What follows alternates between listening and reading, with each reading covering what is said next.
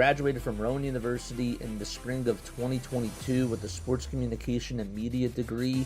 I got to actually call minor league baseball and G League basketball games while I was in school. And then I graduated, and as soon as I graduated, I went to NFL Films in Mount Laurel, New Jersey. And as much as I loved that experience, I miss putting on the headsets. I decided, you know what, talk is cheap.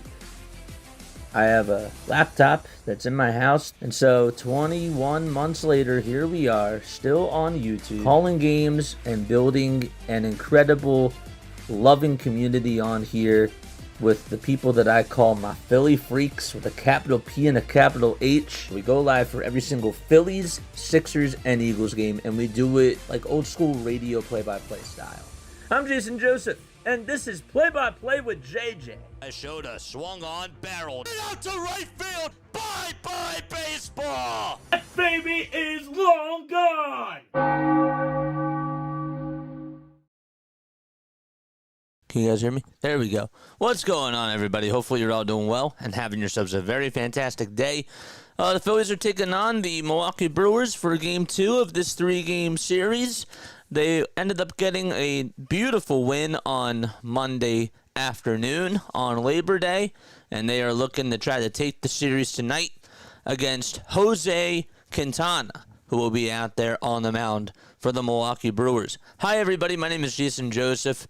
Make sure that you guys hit the thumbs up button, subscribe to the channel, and turn on the notification bell icons too, and that way you will know when we do go live for Phillies, for Eagles, and for Philadelphia 76ers content. We also do a thing called MLB Diamond Zone. If you love baseball, if you're a baseball fan, if you're into fantasy baseball, and if you are just an overall baseball fan, as I just mentioned, Diamond Zone is a very good way for you guys to stay in tune with what's going on around Major League Baseball, as we do live whip-arounds, and we also do live look-ins during games as well. We also do Sunday Night Baseball, too. So a lot of baseball content on this channel, and make sure that you go check all of that out. The Phillies had an awesome comeback win over on Monday night, and now the question is, can they win the series tonight against the Milwaukee Brewers, who are without Christian Yelich tonight? He is not in the starting lineup for them, but this team certainly has a lot of depth. They have a lot of guys that can hit and just play really good defense. They have very good role players as well. PJ, thank you very much for the membership. I appreciate that. Michael Knight also wanted to make sure that I thanked you for the sub as well. But yes, it should be a very good game between the both of these teams. Let me know down below what your final score predictions are, and who are your Pogs, your standout players for today. Let me know about that too. Okay, scoreboard does not look like it is working right now. We are going to be getting into the starting lineups tonight for the Philadelphia Phillies. We got Trey Turner leading it off, Kyle Schwarber batting second, Bryce Harper third, JT Realmuto fourth, Alec Bohm fifth, Harrison Bader sixth, and then it's Nick Castellanos seventh, Edmundo Sosa eighth, and Wes Wilson batting in the ninth spot. Okay, I don't know why this is not working, but it's not. That's really weird. Okay. So we'll have to refresh this. There we go. Now it works. Trey Turner will lead it off. And the first pitch to start off the ball game is way outside for a ball. Turner's batting average this year stands at .301. 1 ball, no strikes. Quintana kicks, deals, and the pitch is outside for ball 2. His .301 average is 6th best in all of baseball. Also has 14 home runs, 66 RBI. He has the second most hits in baseball as well. 2 balls, no strikes to Trey Turner. And the pitch to Turner is a sinker at the knees, and he fouls it off. All right. You're going to see a lot of sinkers, changeups, and curveballs, as well as a couple of four-seamers and slurves mixed in for Jose Quintana.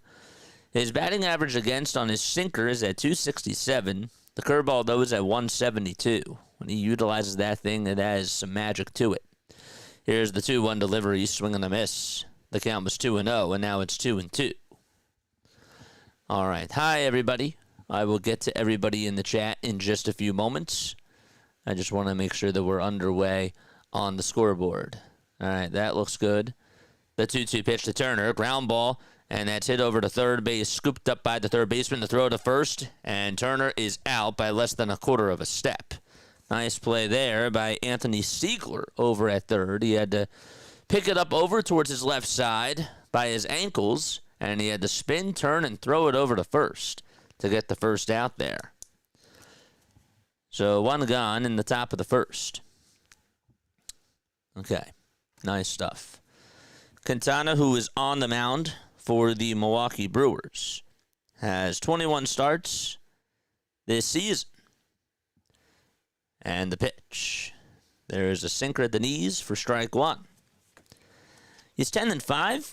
He has 77 strikeouts in 114 innings, but his ERA stands at a 3.69. No balls, one strike. The pitch. Foul ball.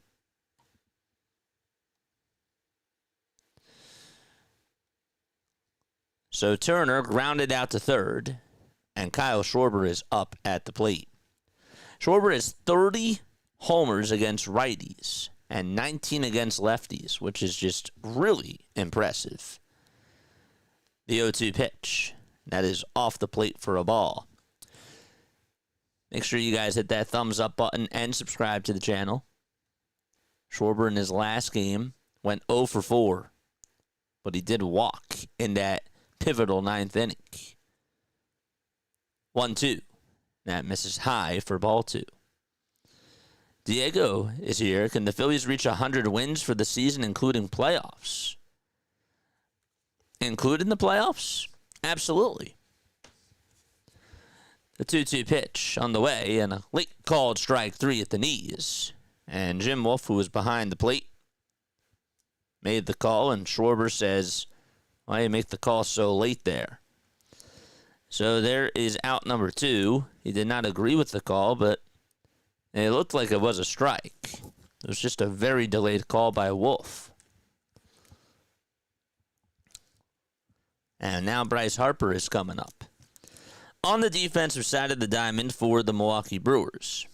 On the mound is Quintana. Behind the plate is Contreras. The pitch. Swing and a miss.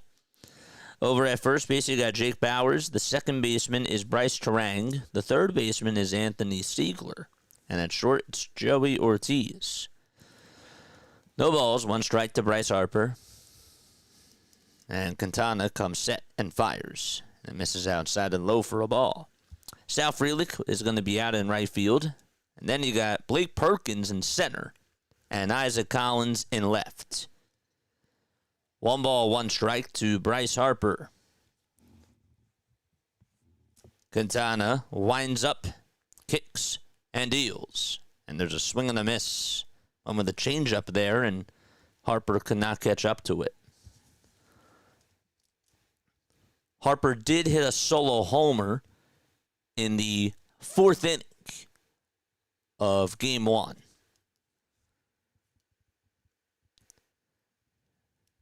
Quintana's 1-2. That is down and away.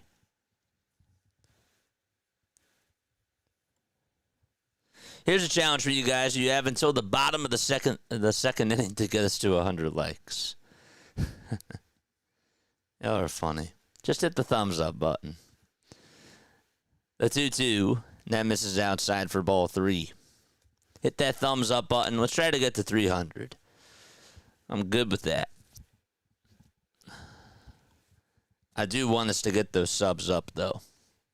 I do.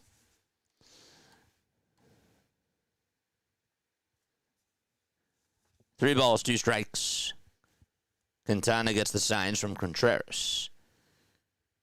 Starts his motion and fires. And Harper lines it foul as it slices out of play.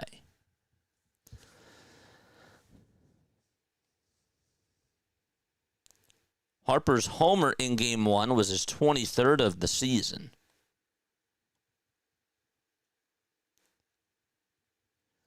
How about the Guardians? They lead at 7-0 against the Boston Red Sox. That's only in the bottom of the 3rd. The The payoff pitch. That is outside for ball 4. And Bryce Harper gets on via walk. He is over at first base. And the next man up will be JT Realmuto. Take your base, Bryce. Okay. Who are everybody's players of the game? Again, thank you so much, PJ.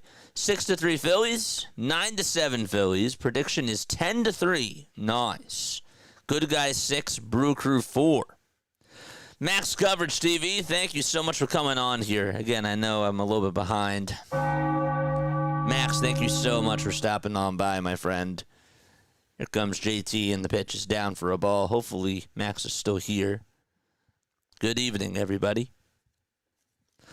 1 ball, no strikes to JT. And here's the windup and the pitch. And that misses inside for ball 2. Phillies are in their gray tops, gray bottoms. Phillies letters painted across the chest with blue stars above the eyes. And a white P logo on their red helmets. Quintana comes set and deals. And JT's pitch was called a strike. His average against Quintana is just at 250. But he has homered off of him. Harper is at first. Quintana gets the signs and delivers. And JT grounds it over to third. It goes under the glove of the third baseman out to left field. Harper thinking 3. The throw to third. He slides in there safely. And the throw back to first to get JT is out. He was dancing off of first base. And so Anthony Siegler, who made an error at third, makes up for his mistake there. And JT, well, he got picked off. And the inning is over. So they'll credit JT with a single, and he is out at first. Terrible mistakes on the bases by the Phillies, and that's what comes back to bite them. And we go to the bottom of the first out of Milwaukee. All right. I don't know what that was, but I'm going to make sure that I note that for sure. All right. We are going to the bottom of the first, folks. Bryce Turang will lead it off for the Milwaukee Brewers. And then it's Jackson Chourio, William Contreras, Sal Frelick, Isaac Collins, Blake Perkins, Jake Bowers, Anthony Siegler, and Joey Ortiz. And that is the starting 9 players for the Milwaukee Brewers tonight. Again, no Christian Yelich. He is not in their lineup tonight. Jackson Chourio is DHing. Wanted to make sure that I mentioned that too. Again, it's Turang, it's Chourio, Contreras, Frelick, Collins, Perkins, Bowers, Siegler, and Ortiz that are in the starting lineup for the Brew Crew. And they will be facing Aaron Nola. This is a big outing for Knowles. It really is. He has to make up for what he did in his last outing. He went 6 innings. He gave up 4 earned runs, 1 homer, and 3 RBI and 3 walks. But the thing about that outing, he was credited with the win. But it was not smooth sailing to start things off. He gave up 3 runs in that first inning. And even though he did get out of the inning and was better as the game did go on, he was just not off to the best start. And you're not going to be able to have that leeway here against this Milwaukee Brewers team. You're going to have to try to keep the offense involved. And the offense, they're going to have to do their job too. But you're just not going to be able to. If you fall behind, it's going to be really hard to try to come back off of this Brewers team. All right, so Nick Castellanos is hitting, by the way, John. Just want to make sure that I mentioned that. Not sure I hit the like button. Well, now you did. Turang will lead it off. He had a leadoff homer in the first game of the series. Nola will kick and fire. And he throws a 4-seamer on the outside edge for strike 1.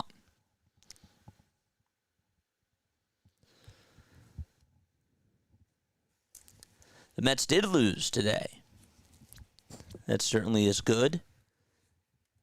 Anybody know what the magic number now for the Phillies is to win the division? I would like to know.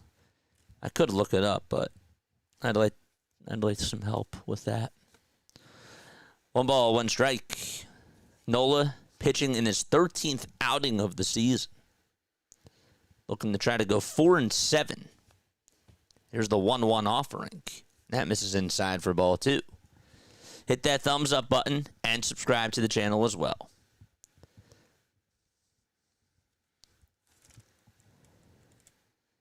The 2-1 delivery. There's a pitch that misses inside. That was a knuckle curve. Phillies had 20 hits in, well, actually, that was the game against the Atlanta Braves. Should have spoke a little bit, I spoke too soon. 3-1. That misses outside for ball 4. So the first pitch was a strike, and then Nola just could not find the zone. And Jackson Chourio is due up next. In the first game of the series, the Phillies did have 14 hits. They put up 7 runs in the 6th inning beyond.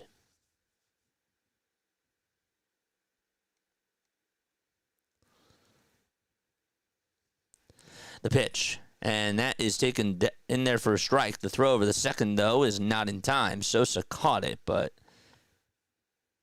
Bryce Turang able to maneuver over to second base as he swipes second.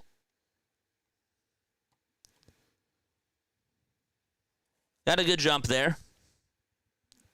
JT's throw is a little bit towards the right side.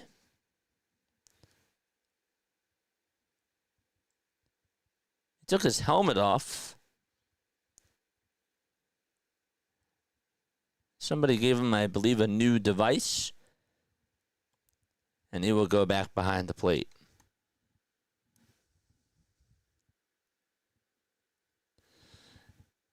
So, yeah, tell me what the Phillies' magic number is to win the division. Jackson Chourio is coming up. It's definitely not 94. No balls, 1 strike. And the pitch. That misses inside for a ball. A runner in scoring position already.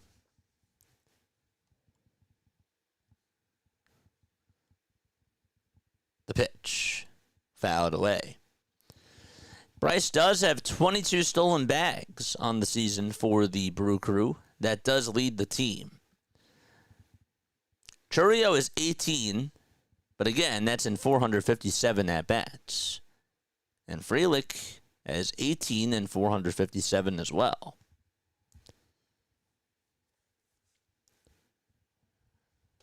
Here's the 1-2 delivery, and that ends up hitting Chourio, and he will be rewarded first base. So not a good start from Aaron Nola. The trainers are going to go check up on Chourio just to make sure that he's okay. Nola's pitch hit the upper area and actually got him right on the hand. It was his right hand, but he had a protector on.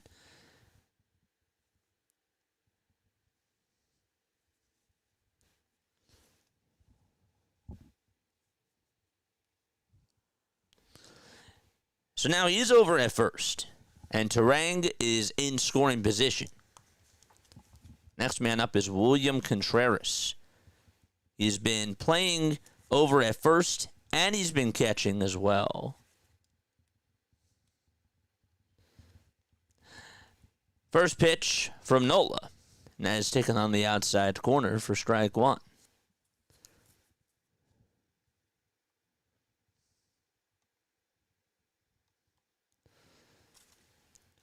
No balls, 1 strike. Here's the pitch. That is called a strike, even though it looked like it was a little bit low. Correction. William Contreras has been catching. Danny Jansen is the backup catcher. The 0-2. That's a foul ball. 15-plus runs. Magic number was 19 after Monday's game. Thank you. Thank you very, very much. So that means that it's now 18.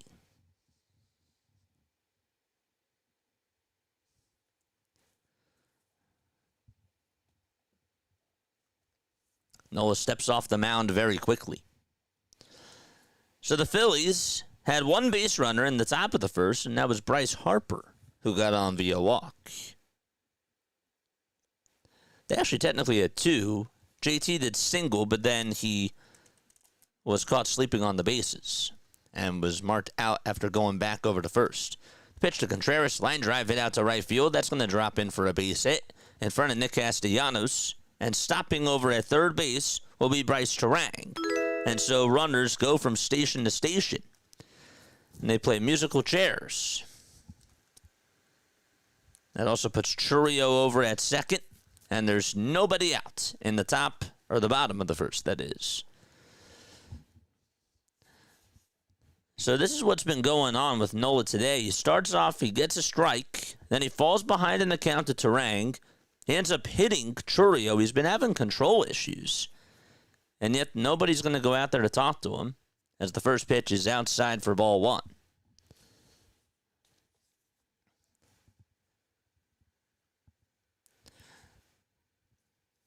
This is Sal Frelick, who has 10 home runs and 53 RBI on the season. Also a .298 batting average.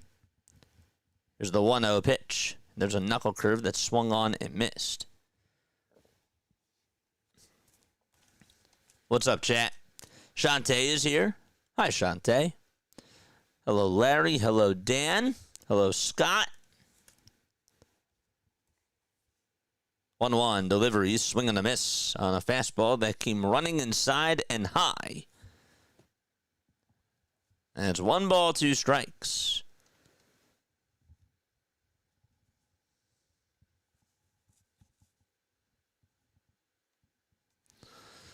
Five seconds left on the pitch clock.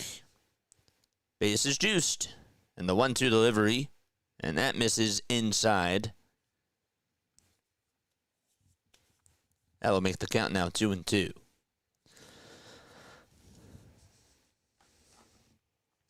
Up next is Isaac Collins. Nola looks back at pressure, and he'll deliver from the stretch. And the 2-2 pitch is chopped foul towards the first base dugout. We need 18 more subscribers to help us get to 7150. So make sure that you guys hit that thumbs up button and subscribe. We've been on here a lot of games this year. Haven't done every one, but we've been pretty consistent. 5 seconds left on the pitch clock. Here's the 2-2. That ball served out over towards shallow center field. And that is going to drop in for a base hit. 1 run will score. The throw over to third. It's going to get on by Alec Boehm. And so the runner comes home. The throw is not in time. The pitcher had to play it off the backstop and then sort of backhanded it over to JT. And so Jackson Chourio and Bryce Turang are able to score. And it's 2-0 Milwaukee. Got to see a replay because the screen did freeze. So I couldn't tell if Bader could have caught it or not. But Sal took a pitch that was down low out over towards center field. Yeah, no chance for Bader to make the play there. He did try to get the runner over out at third base. Some might say that that was not a good throw from Harrison Bader. You can be the judge of that if you're watching. But it is 2-0 Milwaukee. And now a timeout is taken. And by the way, there's still nobody out as we are in the bottom of the first inning. So we'll see how they score this. They will call it an RBI single, and then Chourio scored on a throw. So they are going to call it an error on Harrison Bader. So it's a single and an E8. So does he get credited for the RBI? Just from a stat perspective, I don't know. I assume that he'll get 1.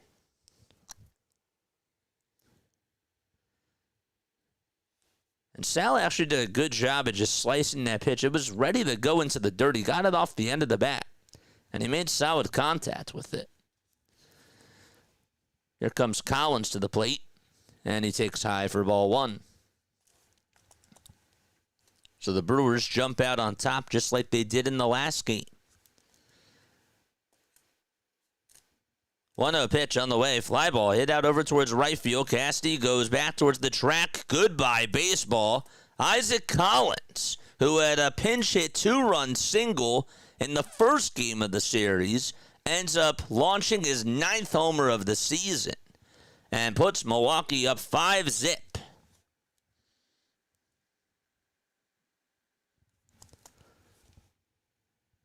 That was a hanging pitch that just flattened out over the middle of the plate, and Collins just made good contact, drilled it out to right, and it's now a 5-0 ball game.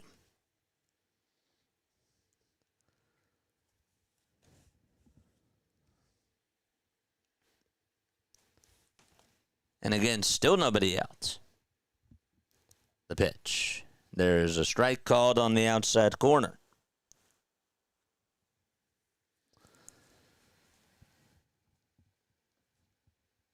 He's just having issues with his command and delivering from the stretch.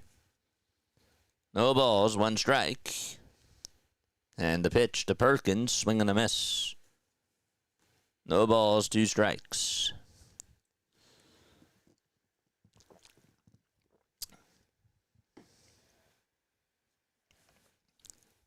The 0-2. And Nola does not get the call there. It was a little bit low.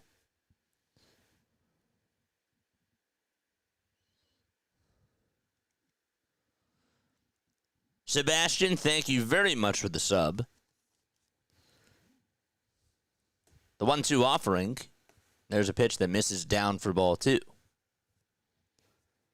14 strikes, 11 balls, and a total of 25 pitches for Knowles. Perkins in the box. The 2-2 on the way, swing and a miss. And Nola goes with the knuckle curve, and there is out number 1.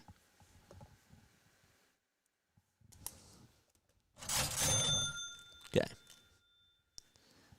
Aaron.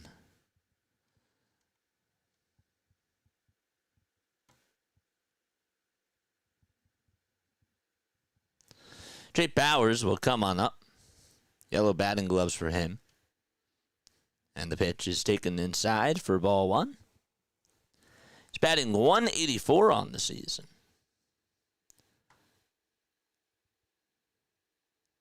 So Aaron Nola has now given up a total of 18 earned runs in his last 14 2/3 of an inning. I should really say 18 runs because I don't know if he's going to get credited for all of those other runs because of the error. Yep, he does get credited with 5 earned runs.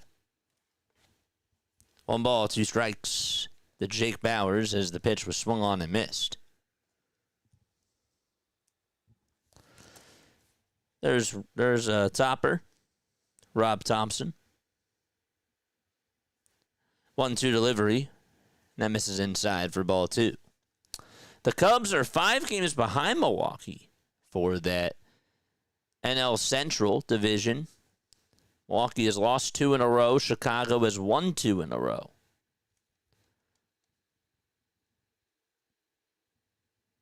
Nola comes set and deals, and the pitch is swung on and missed.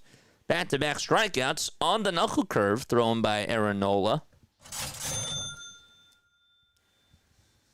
You'll definitely take that minus the 5 runs.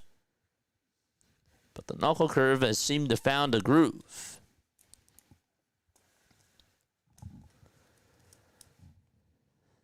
Two away. And the 8th man to bat in this inning, it's Anthony Siegler, flies it out to center field. Bader backpedals, waits for it, makes the catch right by the letters, and the inning is over. Well, 5 runs allowed by Aaron Nola, thanks to a 3-run homer by Isaac Collins and a 2-run single by Sal Frelick. And we're going to go to the top of the second. Phillies have to overcome another deficit. Okay. All right, guys, hit the thumbs up button, subscribe to the channel, turn on the notification bell icons too, and that way you will know when we do go live. Here's what I want to know. Okay, so as somebody that does this, right? Like I always try to perfect my craft, whether I'm marketing something or whether I'm doing an actual call. Okay, and I am looking for some feedback because I realize something. Okay, when you look at all of like the professional broadcasters that are out there, okay, a lot of them have one thing in common. And they have different things that they say, but those things are called catchphrases. And I would like to know, just, suggestions. Any suggestion is welcomed for sure. I was listening to Joe Davis and a compilation of some of his calls today. But it sort of sparked the idea of me trying to think of catchphrases. And I can't really think of a lot of them. So help me out, chat, and help me figure out like what could be maybe a good catchphrase to use during certain situations, whether it's a home run, whether it's a strikeout, a walk-off. Comment those down below, and I will read some during the game, and I will make sure that I take notes from you guys because I think that would be really nice if we could try to implement some of those. And I figured that would be a good little exercise, a good little activity for you guys to try to do is to help me out. And yeah, so yeah, let me know what you guys come up with. Alec Bohm will lead it off here in the top of the second, and Quintana's first pitch is at the knees for strike one. Some of the catchphrases, too, come from storylines. No balls, one strike. Quintana kicks, delivers. And the pitch is grounded back over towards the mound. Quintana makes it look easy and throws it over to first as he played it on a hop. And then just tossed it over to first. Okay. Don't move him to the pen. He can't even get through one inning. Bye-bye baseball. I say that sometimes. That's a good one.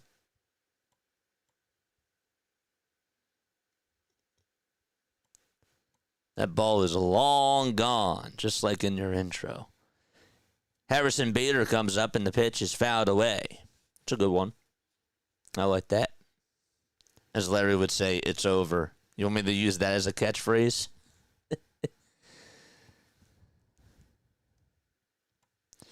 Mike, what's up, Mike? Guys, go subscribe to Mike Sports Vibes Bowling. Mods, drop his link down below. That is for all of your Phillies and Sixers needs. What's up, Mike? How are you, my friend? 1 ball, 1 strike to Harrison Bader. Thank you, Jack. The pitch, ground ball hit back over towards the mound again. Bader throws the bat, and the throw over to first is in time for out number 2. That was to Jack. That was not to Harrison Bader. Thank you very much, Jack. So back-to-back roundouts to the mound. And Nick Castellanos is coming up to the plate. It is 62 degrees out in Milwaukee. First pitch to Nick. That sinker was a little bit outside, but Castellanos went fishing after it anyways. The bank is closed. Phil's just cashed out. Ooh. I like that. The 0-1 that misses down for a ball. Like Joe Davis had one the other night when Mookie Betts hit a walk-off home run. And he was like, and Mookie turns out the lights. And I'm just like, dude, how do you come up with these? It's so good. Next pitch, a ground ball. Again, it towards the mound. Jose Contreras gets to it, throws it over to first. It's in time. Contreras gets all the outs himself and gets a little pound from William Contreras. And he will go back to the dugout with a smile. But the Phillies, they're not smiling so far. They're down 5-0, and they'll go to the bottom of the second, trailing. The bank is closed. That's another one. Have you tried Boom Goes the Dynamite? I feel like that's copyrighted, right? Thanks, JJ. God bless to you and everyone on the stream. We love you, man. We absolutely love you.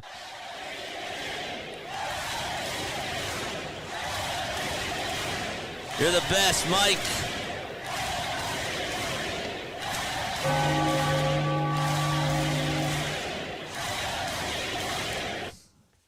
Can't believe the Cubs are ahead of the Brewers. You mean vice versa. You mean that you can't believe that the Cubs are behind the Brewers. Claudia, thank you so much for the sub. I appreciate that very, very much. Shout out to you. You get a bell. Jack gets a bell. Sebastian and PJ and Michael also get bells too. Nice. That's like the pot calling the kettle a some beach. JJ, I really like the bank is closed idea for the last out of a win. That's interesting. Anytime Rob should be mound visiting, you could say, where's Waldo? I do say Rob Thompson pulls the plug, and I think you guys know what that means when I apply that. I don't think anybody uses that. I think that's a cool catchphrase. A fastball right down Broad Street. I think that's a perfect touch, too. I don't say it as often as I should, but that's another one. I'm just trying to think of like the ones that I do use, because I know that for those of you that come on regularly, sometimes you don't really think about it, but there are catchphrases. There's some that are just, buried under the dirt that I don't even realize that are catchphrases. But I want more. The ball is one strike. Here's the 0-1. And there's a knuckle curve that's in there for strike 2. The bank is closed is a good one. It's a really good one. Duran closes the bank. I like that. 0-2 pitch. Ground ball hit over to third base. Scooped up by Bohm. And the throw to first is in time. He got it towards his left side of his foot. Or right by his foot, I should say. And there's out number 1. Continue to hit those thumbs up buttons and subscribe. That was Joey Ortiz that was up. And Bryce Turang is due up next. Bye-bye baseball is a good one. Yeah, he's just not he did not look good in the first inning. The pitch to Bryce. Foul ball. This is Bryce Turang, who walked and stole a bag. His average is at 289. I think you can make the argument and say that he's one of the best leadoff hitters in all of baseball. No balls, 1 strike. And the pitch is taken at the knees for strike 2. I mean, Trey Turner's been a pretty good leadoff hitter. Lindor's a good one. Tatis when he leads off. And Shohei, of course. No balls, 2 strikes. The pitch. That's up high for a ball.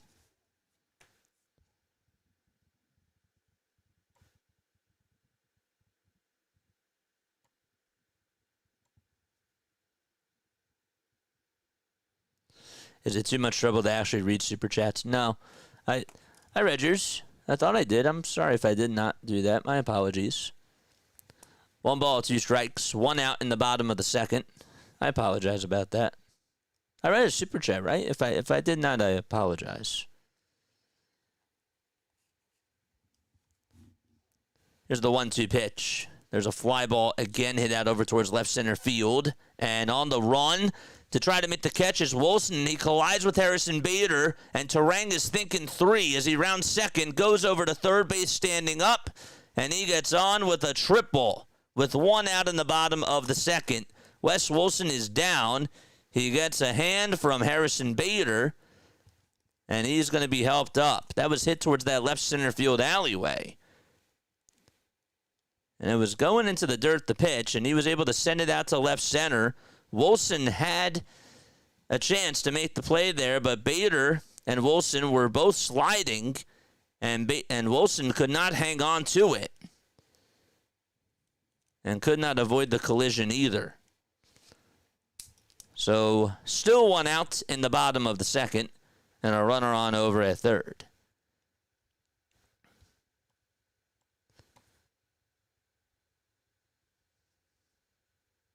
Yeah, I thought I read a super chat. Didn't I read the super chat? The trainer is out there to go check up on Wes Wilson. He is standing up. Rob is also there. There's Harrison Bader massaging the shoulder.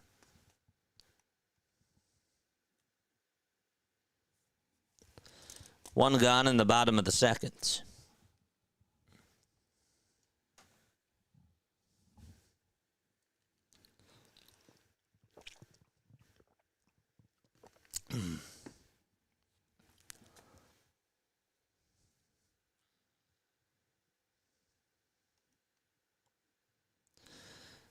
Up next is Jackson Chourio.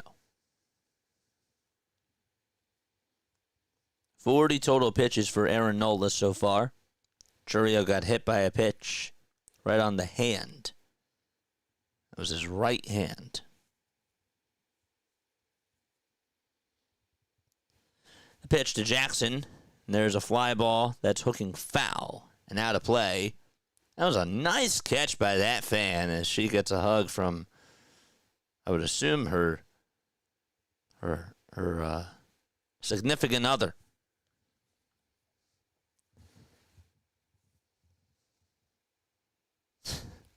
She was so happy when she caught that. It's the greatest souvenir. No balls, one strike. And the pitch, swing and a miss.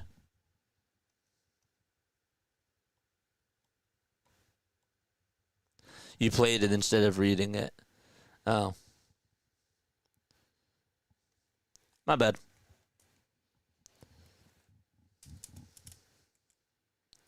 Noah should not be on the playoff roster. 0-2 pitch. And that is on the outside corner for a called strike 3. And there's out number 2. Yeah, I don't know what else to say. I don't know what else to say.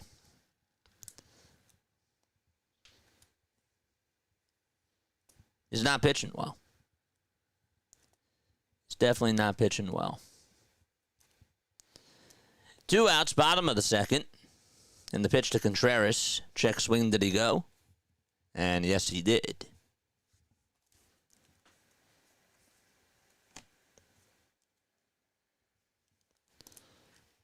Contreras, 1 for 1 with a single and a run scored. 8 seconds left on the pitch clock. 2 outs, bottom of the second. No balls, 1 strike to William Contreras. And Contreras taps the next pitch foul.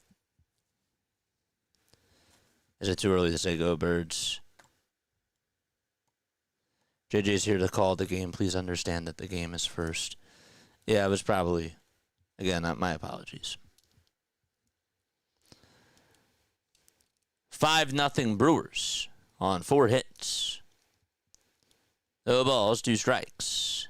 Here's the 0-2, swing and a miss. And we're going to go to the top of the 3rd inning. Brewers lead at 5-0. So, a triple was hit by Bryce Turang, but Aaron Nola able to get out of the inning. And we're going to go to the top of the 3rd. Phillies trail 5-zip. We'll be right back in just a few moments.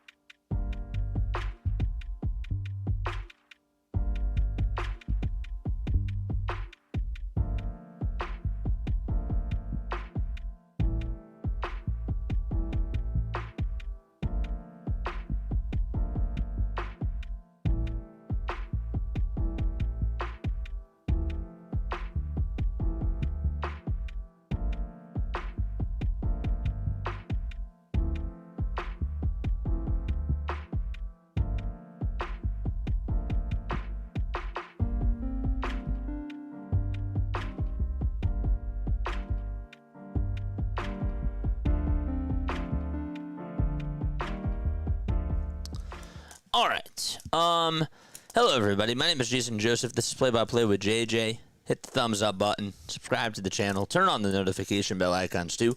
And that way you would know when we do go live. Yeah. Aaron Nola did not have a good first inning. Is he settling in? Maybe. Are we speaking too soon? I don't know. Here's what I do know. Okay. Your number 1, 2, 3 pitchers in the playoffs are Ranger, Sanchez, and Luzardo. Not in that order. But those are your numbers 1, 2, and 3 guys. Number 4, I would go Walker. I think Walker would be your number 4. Should Aaron Nola be left off the playoff roster like Jack said before?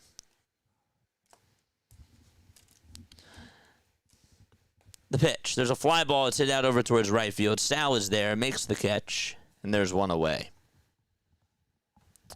I'll leave that for you guys to decide. But as far as my opinion goes on it, Aaron Nola has not done a lot for you right now. He's not. He's just not. He's not been pitching well. There's no way to sugarcoat it. Here comes Wes Wilson, and he takes the first pitch on the inside corner for a strike. I don't want to get too much into the analysis of it because I want to call the game, but that's an interesting question though. The 0-1, there's a fly ball. It's hit out over towards shallow center field. On the run is Perkins, and I'll make the catch for out number 2.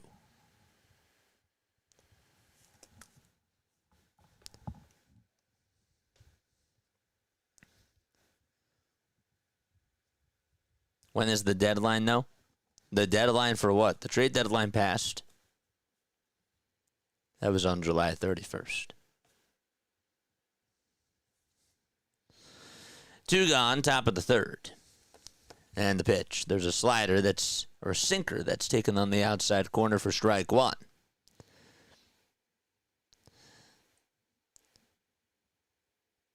I just feel like the only thing that he gives you right now is veteran.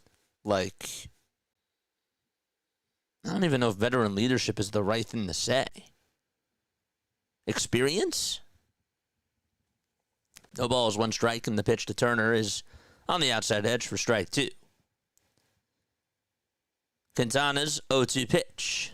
That misses down for ball 1. Nola is about as good as me right now. Excuse me.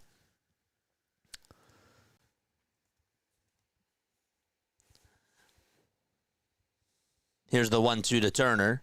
That misses way outside for ball 2.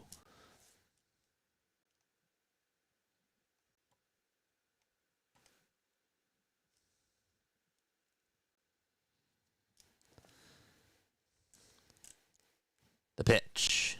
That's down for ball 3.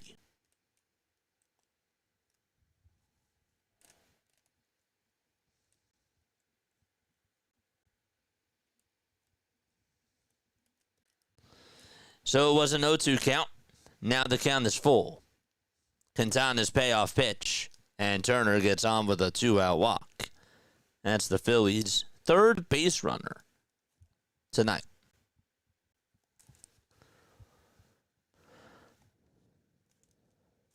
The best thing that happened to the Phillies this year was Aaron Nola getting hurt half the season, or the Phillies would have lost 20 more games.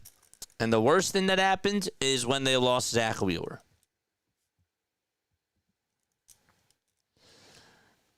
Here comes Kyle Schwarber, and Schwarber takes down for a ball, and Quintana has been off target. It's 1 ball, no strikes to Kyle Schwarber. There's 5 seconds left on the pitch clock. Here's the 1-0 to Kyle.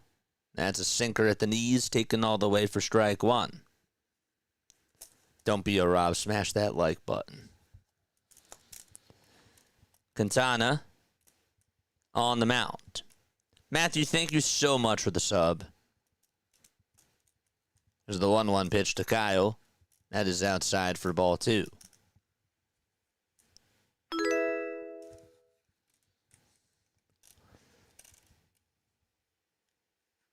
2-1 to Schwarber. The pitch. That sinker just catches the outside corner at the knees.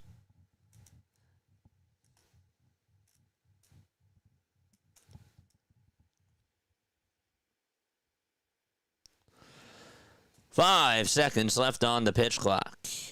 The 2-2 to Schwarber. Outside again for ball 3. And the count is now full. Any more catchphrases? Keep them coming. What's up, how many? It's a cool name. Payoff pitch to Schwarber. That is low for ball 4. And Kyle gets on with a walk.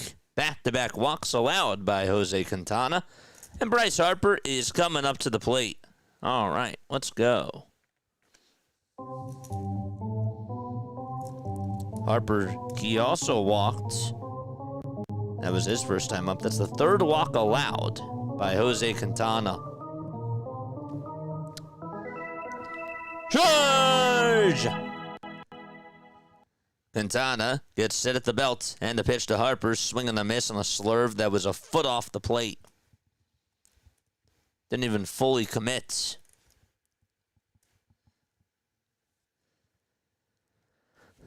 No balls, 1 strike. Time is called. And Harper will readjust. Schwarber's at first. Turner is at second. Kyle has 91 walks, which is tied for 4th with Ohtani. The 0-1 to Harper, swing and a miss again. Quintana was like, I'm going to throw you another one because he chased after the first one. And it worked. No balls, 2 strikes to Bryce Harper. The 0-2 pitch, and Harper lays off the slurve there. That one didn't have as much bite to it.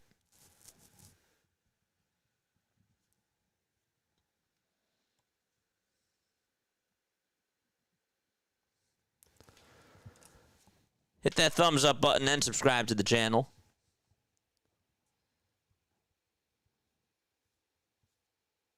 Quintana's 1-2 to Harper, and that's in the dirt again for ball 2. That was a changeup. We got 295 people watching and 142 likes. That's awesome. Keep those thumbs ups coming. And we are 15 subscribers away from 7150. Let's go. Keep those subs coming. The 2-2 to Harper, swing and a miss. And the inning is over. So the Phillies do get 2 walks with 2 outs. But they come up empty in the gas tank. And we're going to go to the bottom of the 3rd. We're going to take one more step off. We'll be right back.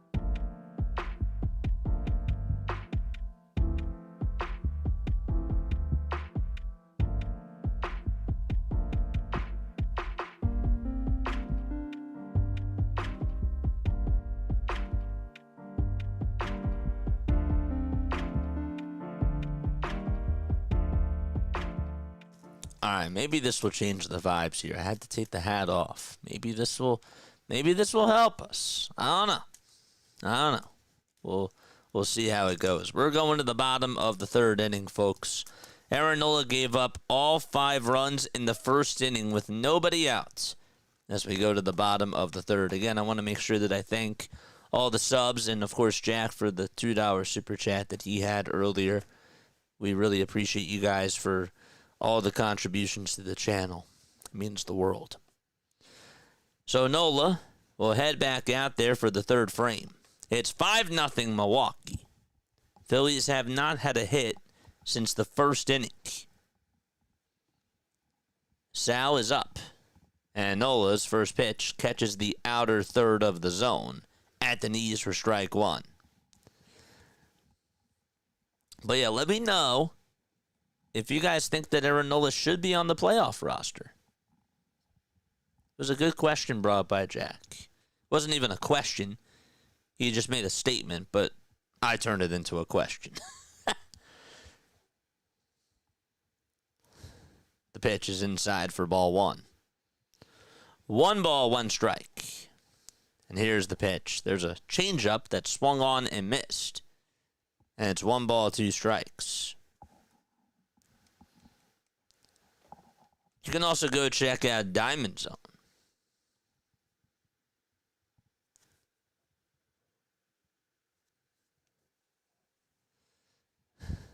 There's the 1-2 delivery. It's popped up and hit out right behind home plate. JT gives it a look. He'll make the catch. And 1 away in the bottom of the third.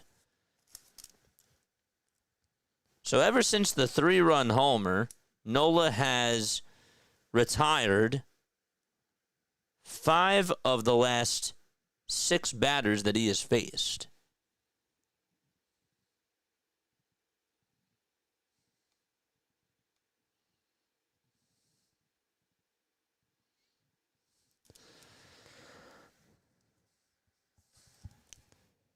Collins comes up. And the pitch. That is up high for a ball. I think my math is actually incorrect. 7 of the last 8 batters that he has faced. At least I'm correcting myself. Here's the 1-0. There's a 4-seamer that's in there for strike 1. Today's game really... Captain Eagle Auto says... Today's game really shines a light on that I have no life and nothing better to do. Well, you're supporting the channel, so that is something.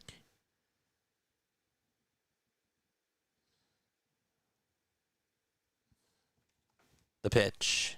That's outside for ball 2. So apparently NBC Sports just issued a message to Verizon customers. We are aware our Phillies broadcast is coming through in Spanish. We've alerted Verizon and are working with them to repair the issue. Oh, my gosh. 2 balls, 1 strike in the pitch. It's fouled away over towards the tarp. And it's 2 balls, 2 strikes. So they're having technical difficulties. I actually have Verizon. That's crazy.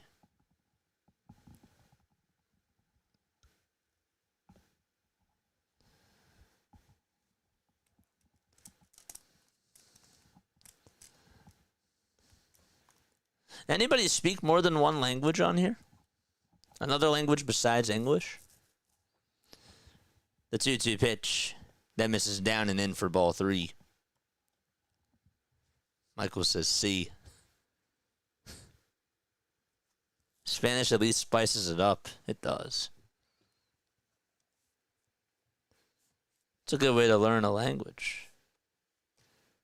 3-2 pitch on the way and a called strike 3 on the upper tier of the zone, and Aaron Nola with 5 punch-outs in the ballgame. There's out number 2.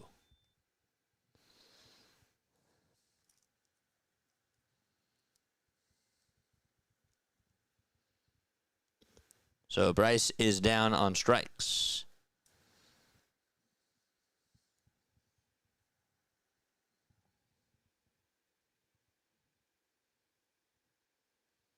Now Blake Perkins comes up. Isaac Collins just struck out looking.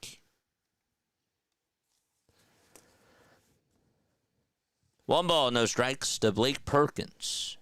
And Nola's 1-0 is check swung and grounded over to third, picked up by Baum, and the throw to first is in time for out number 3. And we are heading to the top of the 4th inning. JT, Baum, and Bader are coming up.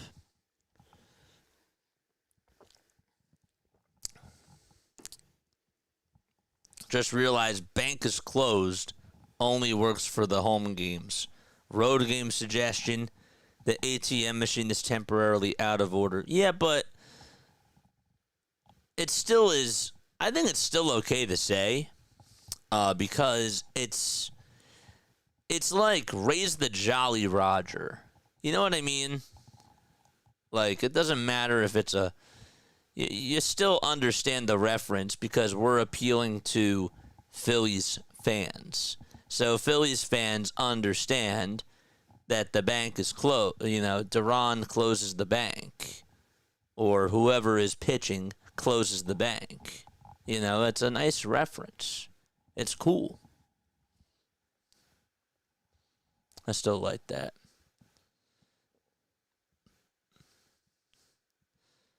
Yo-yo swings and slop is literally what this organization teaches. Referred to as the Phillies way. Que pasa, senor? Wow, T-Mac and Kruk commentating in Spanish. Oh, that I'd like to hear that, says Scott. That's funny. So Christian Yelich was a late scratch for tonight's game because he was dealing with lower back soreness. That's what they're calling it. It was announced 4 minutes before the game. Actually, sorry, it was reported from the Associated Press. I don't know when they announced it, but I guess that it was probably like 10 minutes before the game.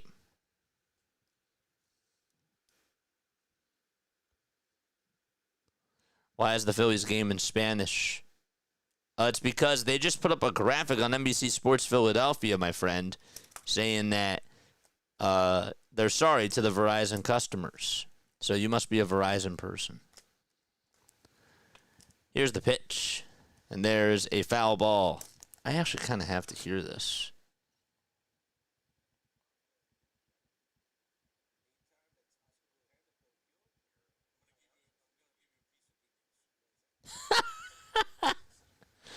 That's funny. 0-1. Bouncer hit over towards the left side of the mound. Quintana misplays it, fumbles the ball, and JT will be safe over at first base. I don't know if they're going to call that an infield single because if Quintana did get to it, I think that JT would have beat that throw out.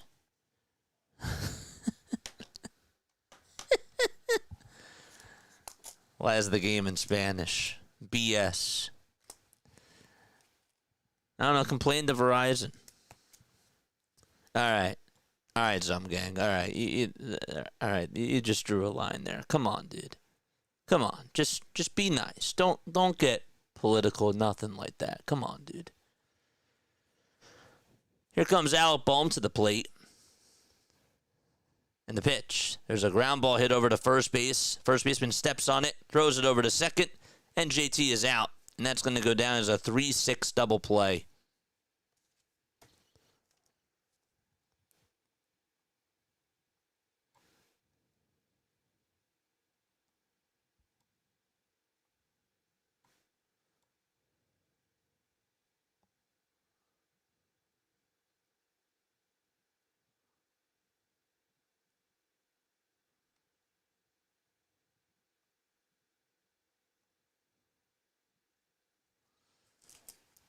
Two outs, top of the fourth.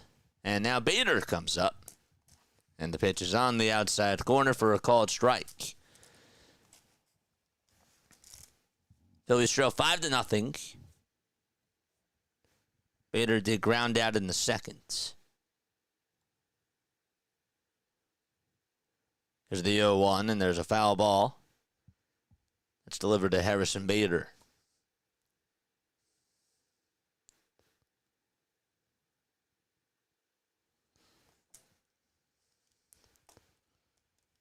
8 seconds left on the pitch clock. And the 0-2 to Harrison. Fly ball hit out over towards center field. That's going to be caught by Perkins for out number 3. The catch is made. We're going to the bottom of the 4th. It is 5-0 Milwaukee. And with that, we're going to take one more step aside. Be right back.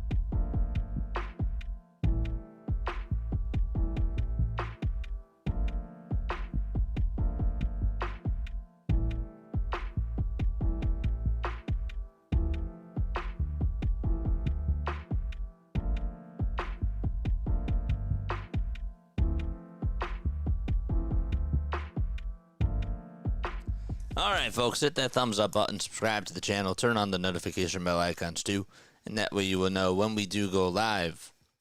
We got 161 likes. We got 270 watching. Thanks to the mods for banning. Yeah, that was me. I had enough. No politics in the chat, guys. I mean, come on. Like, it's just basic rules, right? You come on here, you have fun. You don't complain about those types of things. I mean, come on.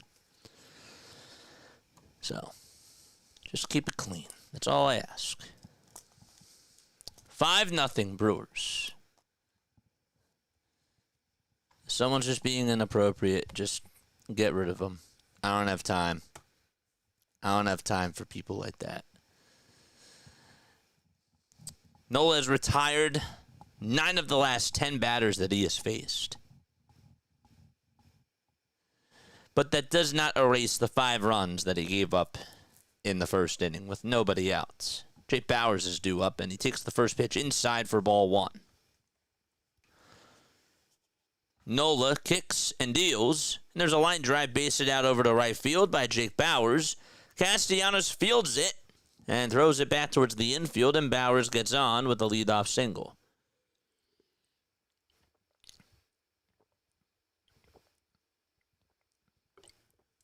That is so funny, though.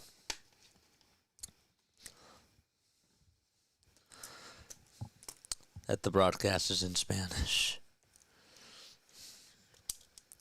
I can't wait to see all the Twitter posts after the game. Nola gets set at the letters and deals and throws a strike at the knees.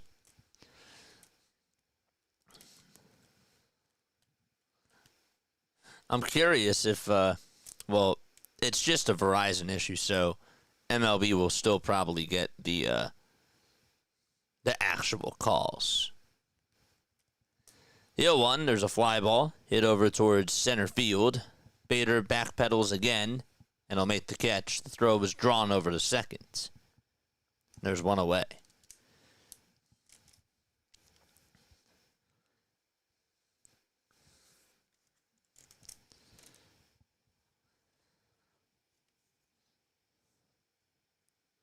We're in the bottom of the 4th. So the Phillies have reached 80 wins. How many wins before the season ends for Philadelphia, folks? Joey Ortiz comes up and takes ball 1. Don't forget, tomorrow night we got the Phillies at 4:05. And then, of course, we got the Birds at 8:20. So hyped about it. 1-0 pitch, and that ball is swung on and missed. The throw is made over to Trey Turner. Turner was at short. I don't know if the ball just slipped out of JT's hand. Have to see a replay of that.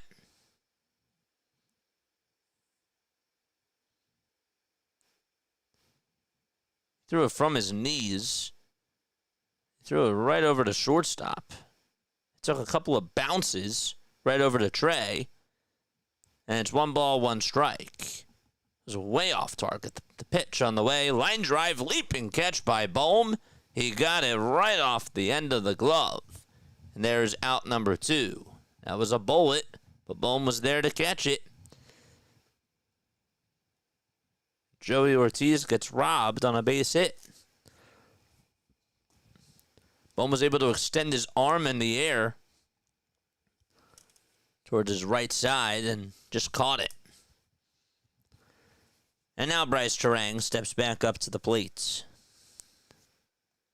And he takes high for ball 1. Put Nola in the outfield. 94 wins. 81, says Kevin. 1-0 pitch. There's a foul ball. And again, Jack, I do apologize. I'm genuinely really sorry for not reading your super chat.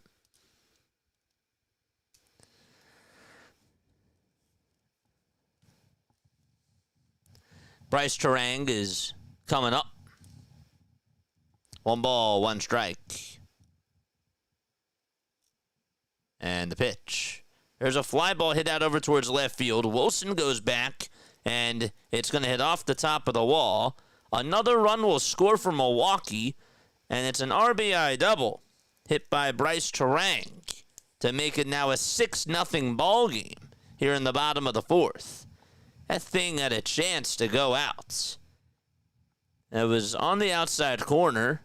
Nola threw it flat, and it just hit off that top of the wall. Wilson, I don't think, read it well either. He went to try to go for the catch, but just could not keep it in front of him and got by him. That's Bryce's 25th double of the season. An RBI double makes it now a 6-0 ball game. And Jackson Chourio is the next man up. Nola kicks, delivers, and it's inside for ball 1.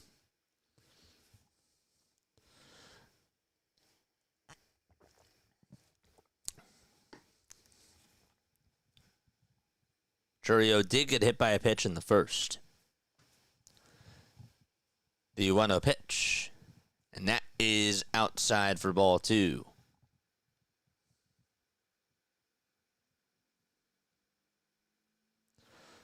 Dodger series is coming. Ooh.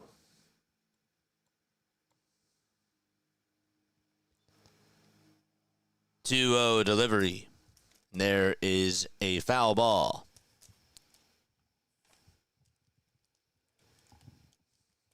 Phillies aren't the only team getting blown out right now. The Tampa Bay Rays are blowing out the Seattle Mariners. It's an 8-0 game there. Guardians also blowing out the Red Sox right now, 7-1. The 2-1 pitch to Jackson. That's a foul ball. We are 14 more subscribers away from getting to 7150.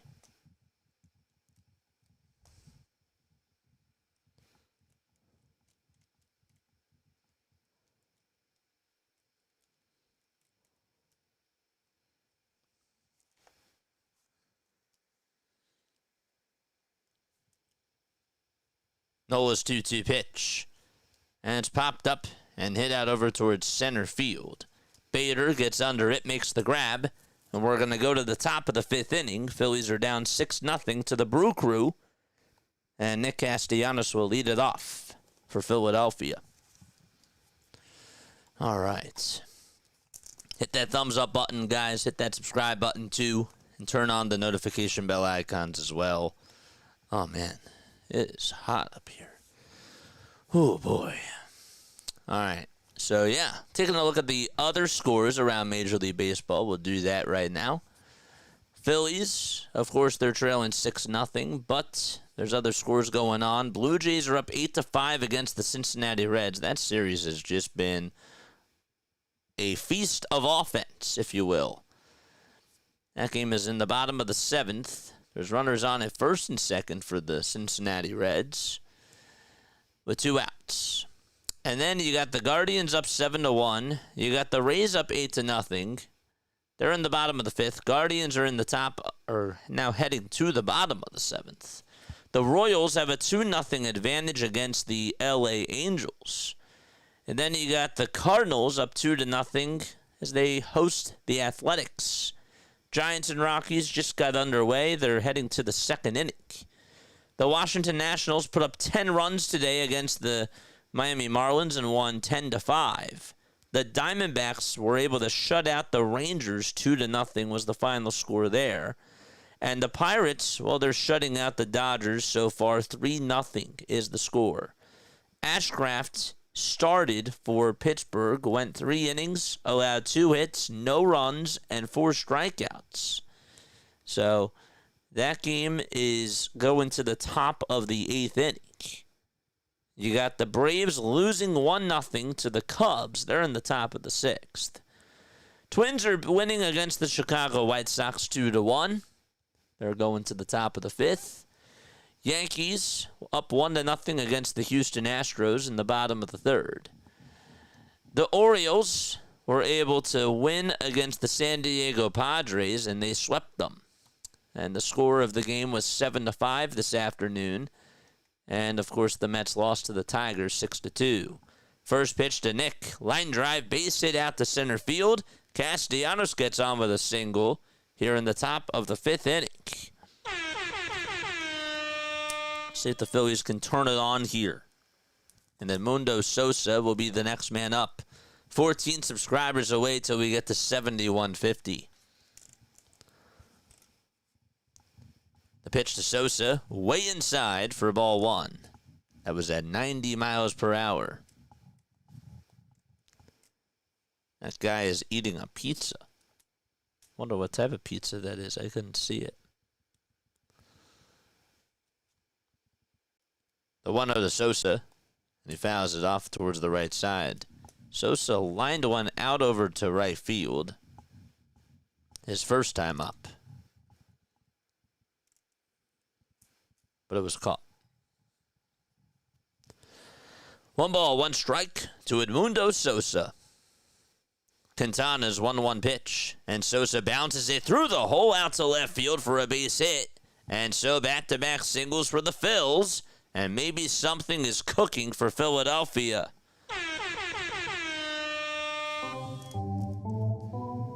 That'll bring up Wes Wilson. Sosa just able to find some daylight. He got on top of a fastball. Charge! And now it's Wes Wilson who's due up.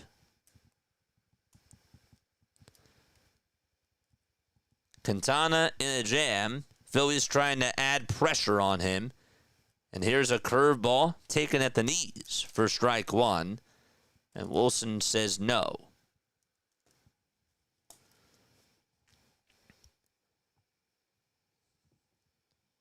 Eight seconds left on the pitch clock. Quintana stares back at second. Back to first, back to second again. Now back to the plate. And the 0-1 pitch is swung on and missed.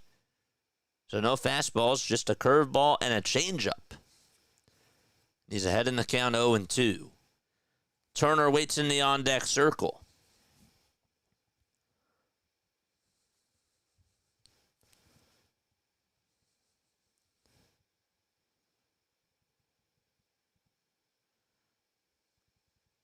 Quintana gets set at the belt, and here's the pitch, and a called strike 3 at the knees. Wilson left the bat on his shoulder and goes back to the dugout, and Trey Turner is coming up. So he stands and takes 2 pitches.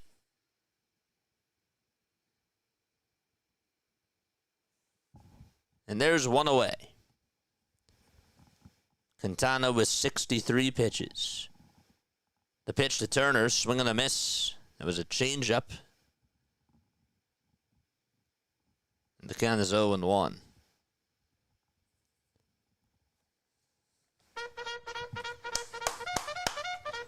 Wakey, wakey. Charge! The 4-3 hole was wide open.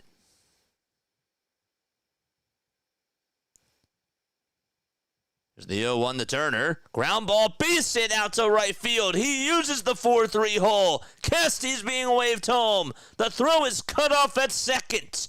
And that'll put runners at the corners. And Turner gets on with an opposite field RBI single. Let's go. Turner able to turn on a fastball that was thrown right down the middle and go the opposite way with it.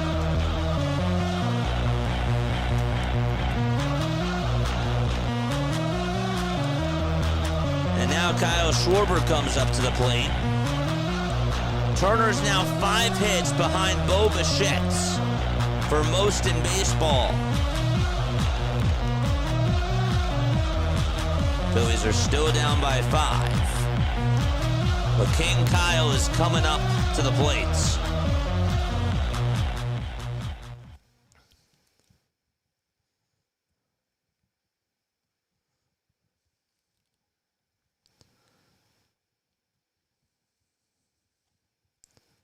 Ten seconds left on the pitch clock. Quintana versus Schwarber. The pitch to Kyle, off the plate for ball 1 to make the count 1-0.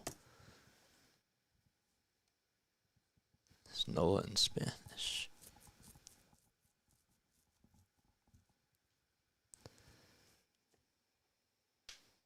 The 1-0 to Kyle, and he takes a slurve on the outside edge for strike 1. They have the second baseman pulled towards the right side. They have the shortstop up the middle. And the third baseman over at third, covering the bag. The 1-1 to Schwarber, swinging a miss on another slurve. Throwing at 77 miles per hour. We are 13 subscribers away from 7150. Nothing but breaking balls. Off-speed pitches, if you will, to Kyle Schwarber. The toss back over to first. Turner dives back in there safely.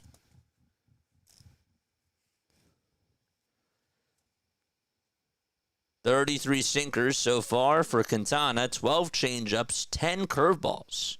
And the 1-2 offering misses off the plate for ball 2.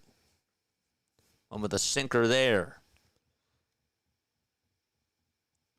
Kind of surprised it did not go off speed. 5 seconds left on the pitch clock. Harper waits in the on-deck circle. The 2-2 to Schwarber, and he just fouls it off. It hit the mask of Contreras. And the count is still at 2-2.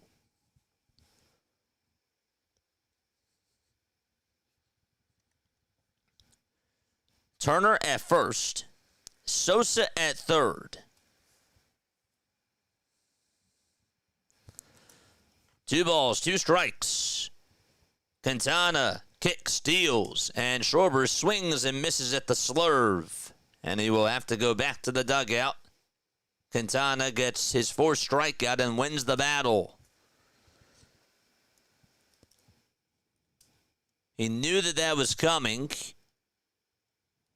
And he just got nothing but air. And now bring up Bryce Harper to the plate. Phillies down by 5. In the top of the 5th inning, the pitch to Bryce, swing and a miss. Another slurve thrown by Quintana. That thing seems to be working.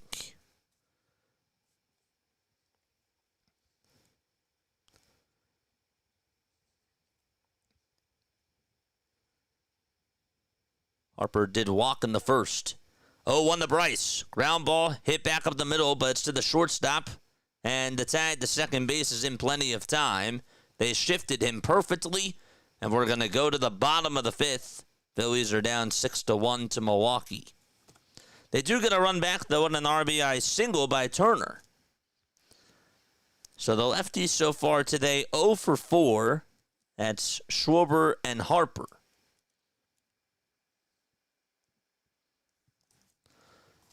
Against Jose Quintana. BW is here. What is going on, my friend? Orioles bird watcher. How are you? Nothing but air. Good for scuba diving. Not so much for swinging a baseball bat. Yeah, I just came up with that like a couple of weeks ago. I've never heard it. I've heard it in basketball, nothing but, instead of saying an air ball, somebody said it, and I thought, like for baseball, that actually really works. It really does. So I can't really actually say that I came up with it, but I've never really heard it used for baseball.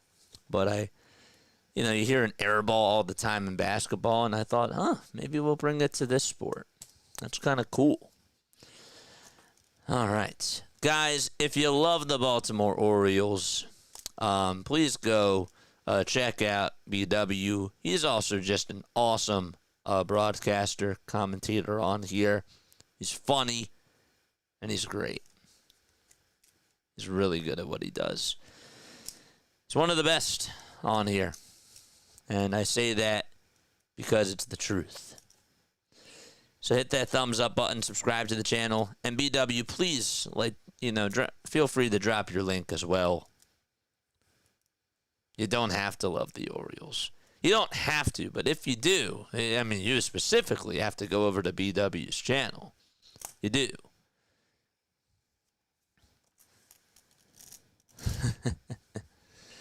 But yes. Best of luck rest of the night. Can't take the steam anymore for the mental health. Taking a break for the night. Thanks for what you do, JJ. Well, thank you for stopping by and for staying on here. Contreras is up, and he fouls off the first pitch. Count is 0-1. Cheers. I always like it when you come on because A, you're funny, and B, I'll get to that in a second. The 0-1, there's a foul ball hit out of play over towards the first base side. B, every time you say cheers, it reminds me to drink water.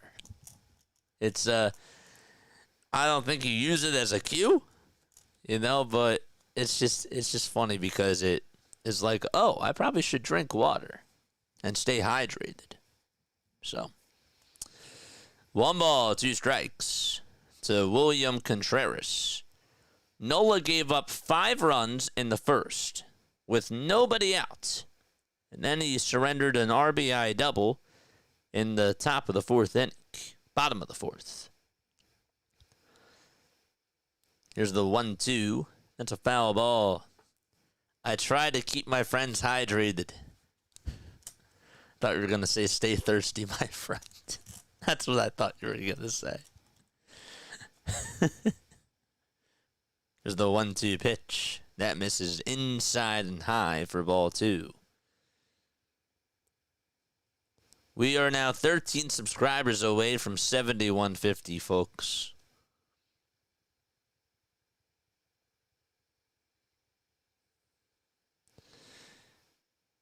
The 2-2, and that misses way inside for ball 3 to Contreras.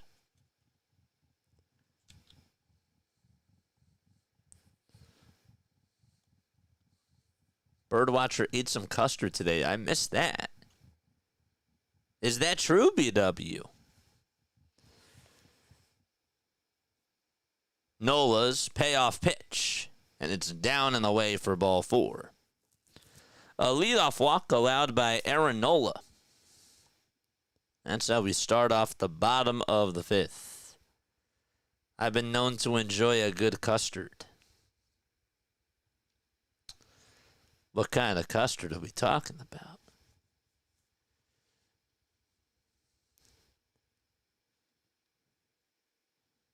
So far today, 6 teams, actually 7 teams, have gotten 10-plus hits today. The pitch. That's outside for a ball. The Padres had 10 hits, but they lost to Baltimore. The Tigers had 10 hits. They ended up beating the Mets. Sal Frelick is up at the plate, by the way. And there's the 1-0 pitch. There's a swing and a miss. Sal was 1 for 2. Nationals, they put up 10 runs against the Marlins. Both teams had 10-plus hits. The Nationals had 11, and the Marlins did have 10. The Rays have had 16 so far, and the Guardians have 10, and the Blue Jays have 15. The pitch on the way, ground ball, hit over towards the right side, and Sosa was able to field it. He picked it up, and he threw it over to first to get the easy out. However, the runner from first base does head on over to second. 1 away in the bottom of the 5th. And Isaac Collins comes up, and he takes it down for a ball. Thai coconut custard. Ooh. 1-0 is the count. Collins had a 3-run blast in the first inning off of Aaron Nola. The Rockies did not get to 10 hits. Definitely did not get 10 hits. Nope. Well, they're on right now. So there's still plenty of baseball left in that one. 2 balls, no strikes.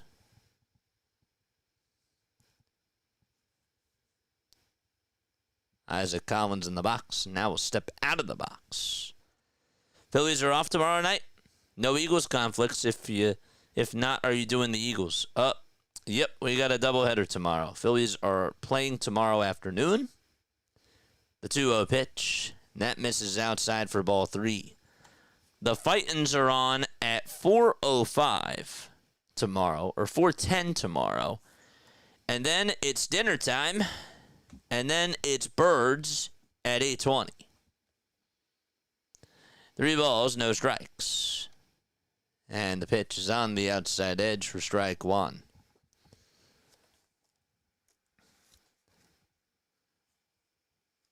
Max Lazar is getting loosened up in the Phillies bullpen. Today might be a good day to use him. 3-1 pitch. And there's a late called strike at the knees from Jim Wolf. BW, you a fan of Jim Wolf?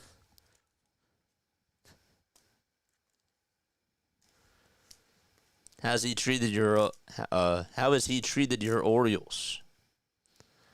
3-2 pitch. And that's a foul ball hit out over towards the left side, and it will find the seats.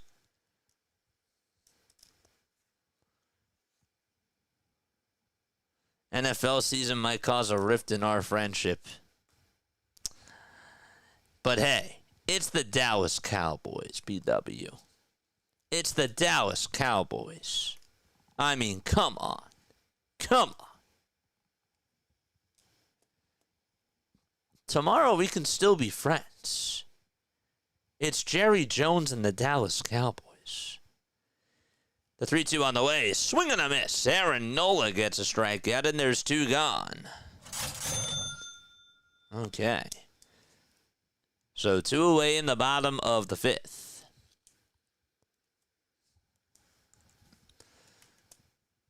Yes, I did not post the thumbnail for that yet. I actually scratched that. I made the thumbnail, but I just haven't posted the stream yet for it. The pitch. That misses outside for a ball. Oh yeah, I can go ahead and root for you week 1. Screw Dallas. Exactly. Let's have this last a little longer, you know. Let's have the friendship last a little longer. And then once baseball season is done, once baseball season is done, I think I don't know, when do we play the Commanders? Perkins is in the box. 2 balls, no strikes. 92 pitches thrown from Aaron Nola. The 2-0 delivery is off target.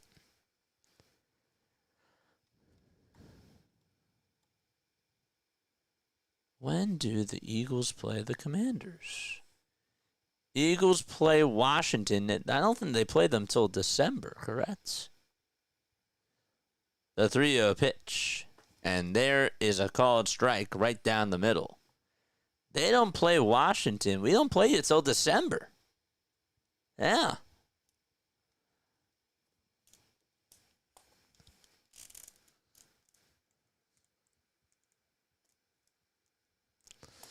Three balls, one strike. The pitch from Nola, and a fly ball hit out over towards center field. Bader comes running in, and he'll make the catch. And we're going to go to the 6th inning. All right. Phillies are down 6-1 to the Brew Crew. And they are going to look to try to get some runs on the board. When I hear nothing but air, I picture Angel Reese getting 5 of her own rebounds. That's what I mean by airball. Dr. Delay Raid, is he on? Is he on? Did he just raid us? We'll go raid him when we go to the bottom of the 6th. Dr. Delay's in the building. Oh, there he is. Oh, man. Dr. Delay, thank you so much. Dr. Delay. Oh, yeah, that's right. The Pirates played. Oh, man. That was something. That was bad. All right, we're going to go to the top of the 6th inning. Dr. Delay, thank you so much for coming on here. My channel, if you have not subscribed to Dr. Delay, if you have not subscribed to BW, do that right now. Especially right now as we're in this break. Please. And thank you. So yeah, tomorrow night is Birds. Birds against the Cowboys.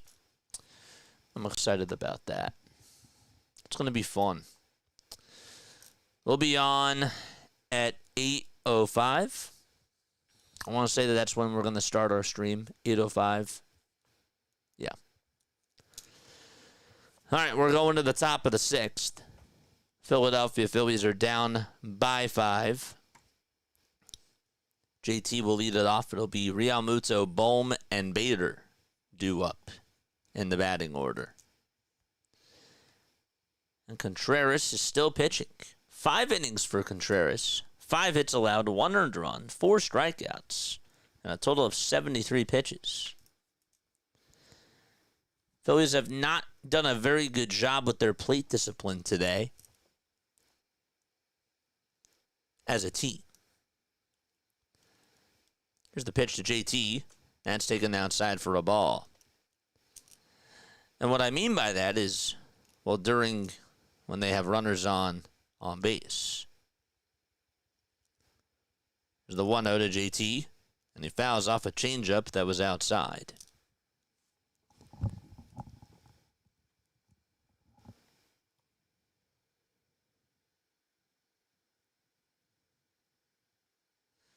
You guys know that Pete Crow Armstrong is just hitting .212 since the All-Star break? He sat again today. The 1-1. There's strike 2 with the knees. Phillies off tomorrow night. No Eagles conflicts. If not, are the Eagles playing? Oh, wait. I think I read that before. Doc says, I'm alive. 1-2. That is down for ball 2. Paying it forward, BW crowd goes to Delay. Delay crowd goes to JJ. I like that. I like that little trend. You know, it all depends on when the games end and all that sort of stuff. But, you know, and the schedules. But I like that. A train. 2-2 the JT. That's a foul ball. Doc says, I'm alive. You had to redirect. Thank you so much, my friend.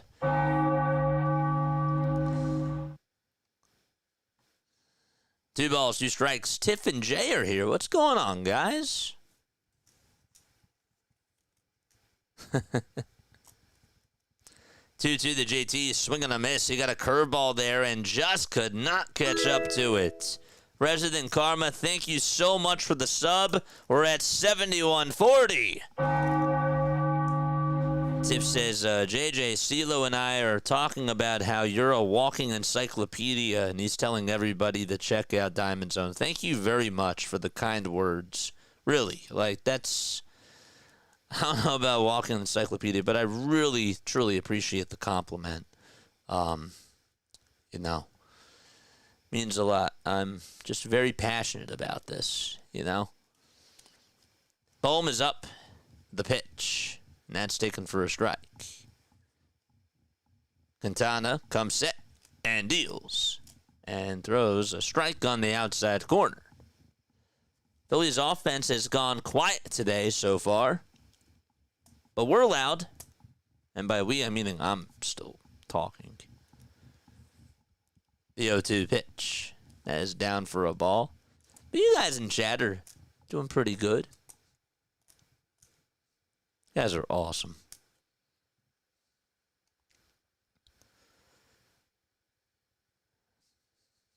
We got 316 people watching and 191 likes. If you have not hit that thumbs up button, folks, make sure you do that now. Here's the 1-2. Ground ball hit over to third. Bobbled again by Siegler. And I'll have to eat that up. Tell you what, defensively, he has gotten eaten up tonight. So far, it has not come back to bite the Brewers, but that's just a second, really the third time that he's had a mishap over at third. I've been told I'm like a walking instructions on the back of a shampoo bottle, says BW. All right, here comes Bader to the plate, and Bader launches it foul. Got a change up there. Gonna head back over there before I fall off, says Tiffany. Fall off the treadmill with my cream cheese pumpkin muffin. They're playing the Cubs. Oh, yes, that's correct. Forgot about that. 0-1 to Bader. That's down for a ball.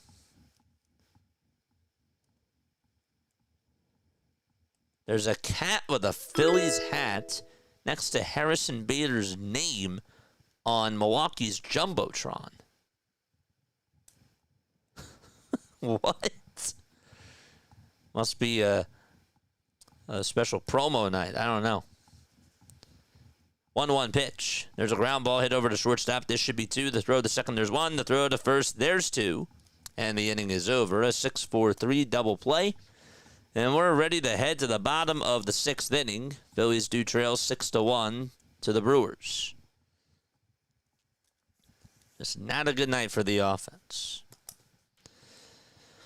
All right. Phillies up 6. They're up by 5, my friend. A cat in the hat? I don't know. I'll have to look it up on Twitter.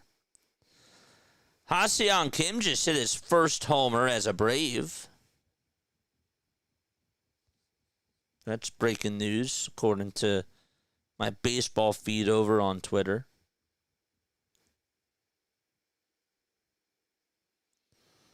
Kim had a 3-run homer on the first pitch and just gave the Braves a 3-1 lead. Whoever said that the Braves don't have a run, well, I blame you for jinxing them.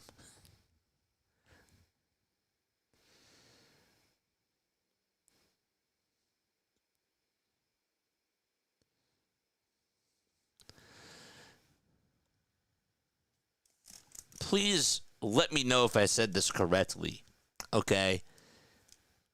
I really appreciate the sub. Is it Jalanpon or is it Hollandpon?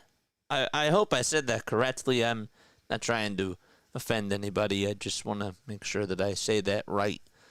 So let me know, because I would really like to be accurate with that. Resident Karma, again, thank you very much for the sub. Very kind of you guys. We are now 8 subscribers away from 7150.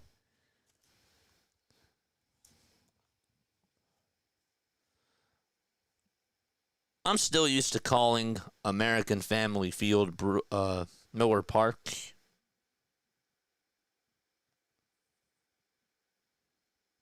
It's still something that I'm trying to get out of my vocabulary.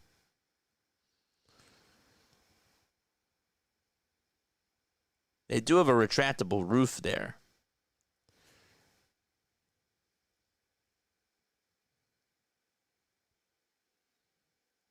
Their capacity is 41,900.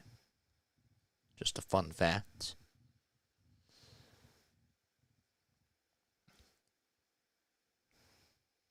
Bottom of the 6th. And Max Lazar is going to go out there to pitch. And the first pitch to Jake Bauers is up high and outside for ball 1.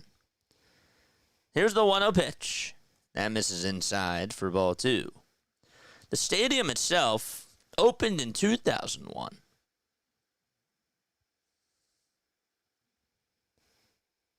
I didn't realize it was that old. 2 balls, no strikes. Daniel Robert was put on the 15-day IL with right forearm strain. And so they recalled Max Lazar from AAA. 2-1 delivery, foul ball.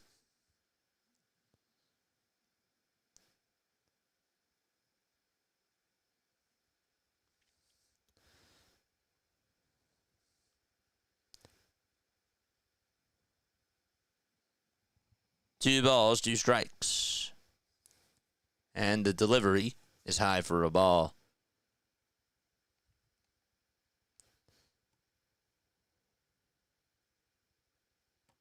ETK, just keep it clean, my friend. That's all I ask. 3-2 pitch. That's up high for ball 4.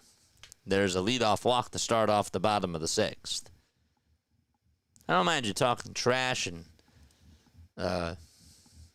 doing that type of a thing, but just keep it clean. That's all. Anthony Stiegler is due up next. So Max Lazar is on the mound. He's on in relief for Aaron Nola, who only went 5 innings. Gave up 6 hits, 6 earned runs. Did strike out 6 batters, but did not look good at all in that first inning specifically. Stiegler's first pitch that he takes is a strike.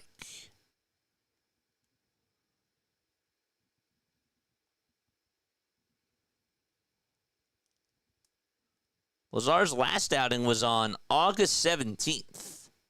And in that particular outing, he did give up 3 earned runs, including a home run.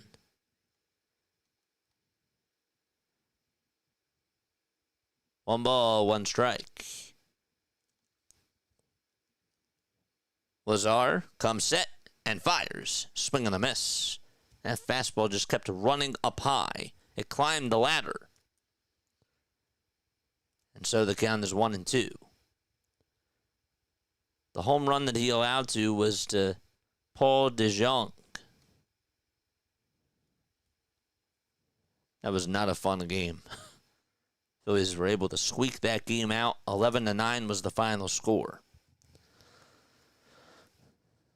Lazar gets the signs, and we'll call for time. JT got up because the pitch clock was running down.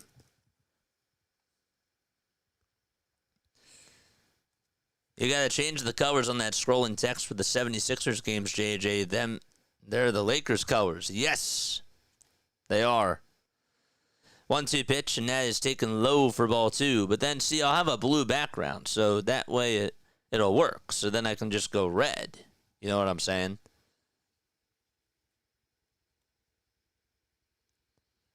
JJ just tuned in. Obviously, Nola got tuned up.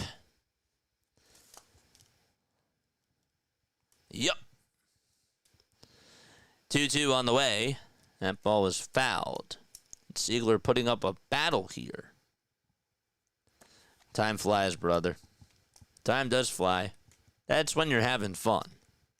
When you're not having fun, it is slow. But I'm happy that you guys are having fun. Well, some of you. 2-2 pitch. Ground ball hit over to shortstop. Turner has it. Takes it to the bag for 1. Throws it over to first. And gets the second out. And Stiegler grounds into a 6-3 double play. And there's 2 gone in the bottom of the 6th inning. Nice pitch there, too, by Max Lazar. And Turner able to make a good play there. He stepped on the bag and able to fire a missile over to first. Did not really have a lot of time to make the throw, as Siegler was sprinting out of the box. Lazar comes set and fires, and there's a huge swing and a miss from Joey Ortiz. That fastball went whizzing on by him, and Ortiz could not catch up to it. 0-1 delivery. That's up high for a ball. Where's Larry John? We need the sunny disposition. They're like, I don't want to waste my time watching this. I can't say I blame them. I'm not saying that that's like what they said, but I figured. I'm just assuming. 1-1. There's a swing and a miss. 2 away, bottom of the 6th. The 1-2 on the way to Ortiz. That's down for ball 2. Braves just went up 4-1. Is BW still here? 2-2 pitch. Line drive, foul ball. If he is, BW, make sure that you plug in your links down below, my friend.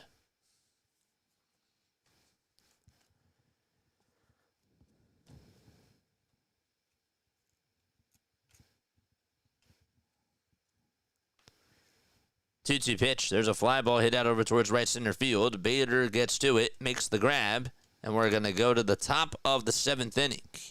It's a 6-1 ball game out in Milwaukee, and Casty will lead it off as we head to the 7th.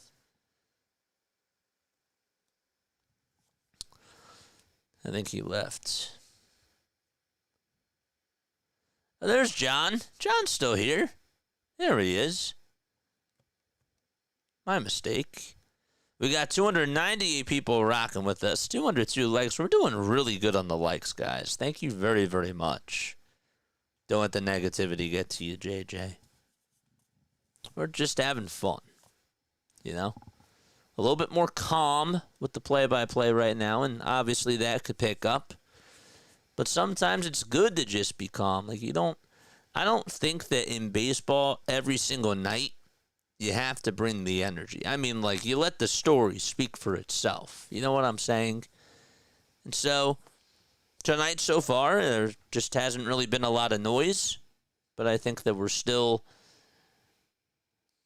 making it pretty productive. Pretty efficient. Maybe that's the better word. But yeah.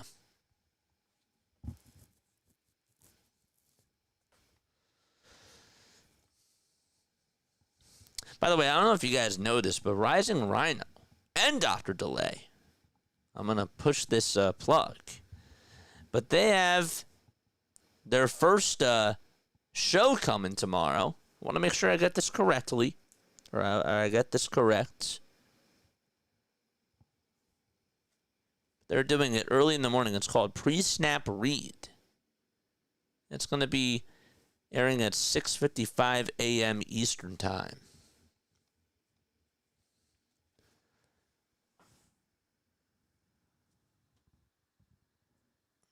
Nola has never allowed 5 earned runs in the first inning.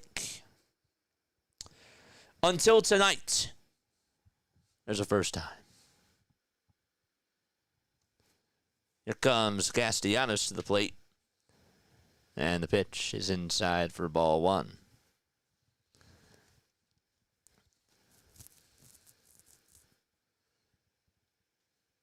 There's the 1-0.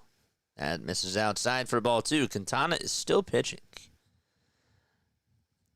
Cool J says, I mean, I'm not surprised. I knew this was going to happen. That's why we just said, just do a series win. Don't go for the sweep. 2-0 to Casti. Line drive, base it out over to left field. And so Castellanos gets on for the second time today against Quintana. And that's the second time that he has led off an inning with a single.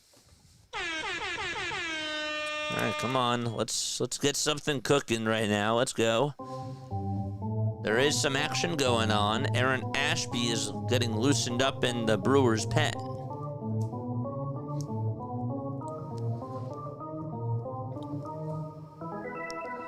Charge!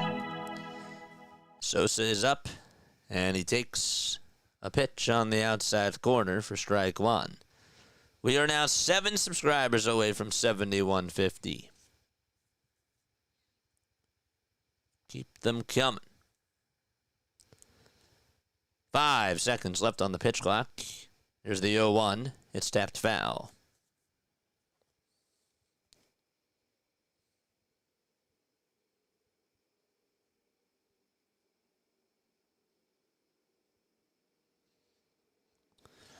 Anybody follow Simone with the sports? Just out of curiosity. Because shout out to her. She does an awesome job with the Eagles content out there. The 0-2 is down and away for a ball. I feel like I haven't really given her flowers, but she deserves them.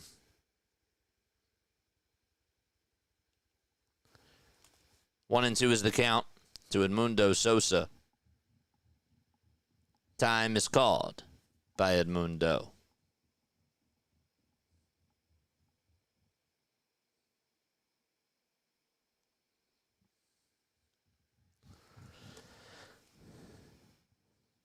Ten seconds left on the pitch clock. Quintana gets set at the belt. Gets the signs. And the 1-2, swing and a miss. Edmundo Sosa chases after a changeup in the dirt. And Quintana earns his 6th strikeout of the game. Up next is Wes Wilson. He struck out looking in his last at-bat. It was on 3 pitches. He looked at 2 of them.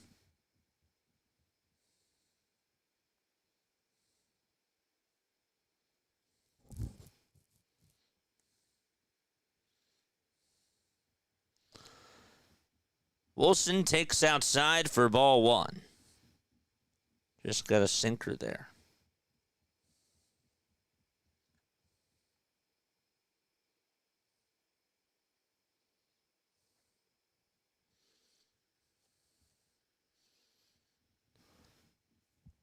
One ball, no strikes. The pitch. And that is taken on the inside corner for strike 1.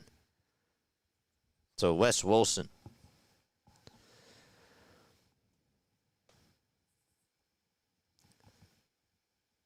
The 1-1 pitch. And that is down for ball 2. Last night I learned JJ knows some famous cornhole players. I just made them up. But apologies to all the professional cornhole players. Because I shouldn't be saying stuff like that. 2-1 to Wilson, and he launches it out over to left field, and Wes Wilson goes yard. That'll cut the deficit in half.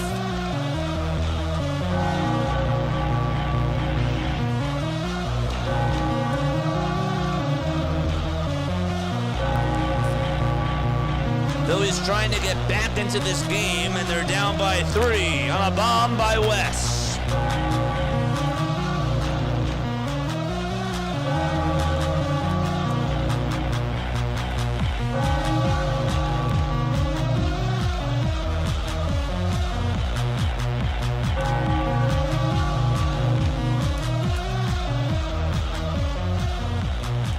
They will flip the lineup card. That's Wes's 4th bomb of the season. And maybe that'll be the spark plug that the Phillies offense needs. But before anything else happens, Jose Quintana, his night is done. And Pat is going to go to the bullpen.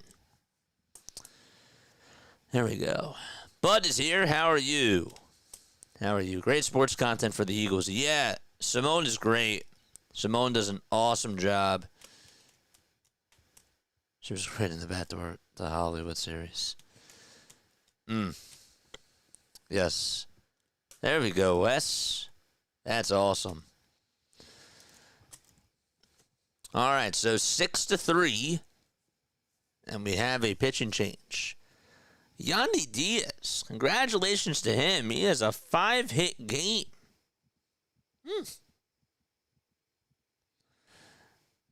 Did Albies just homer? Or was that before? Was that old news? Oh, it's now 5-1. Yeah, so that must have just happened. I just don't know how the Braves got their 4th run. I don't know. Oh, Nacho Alvarez got the RBI single.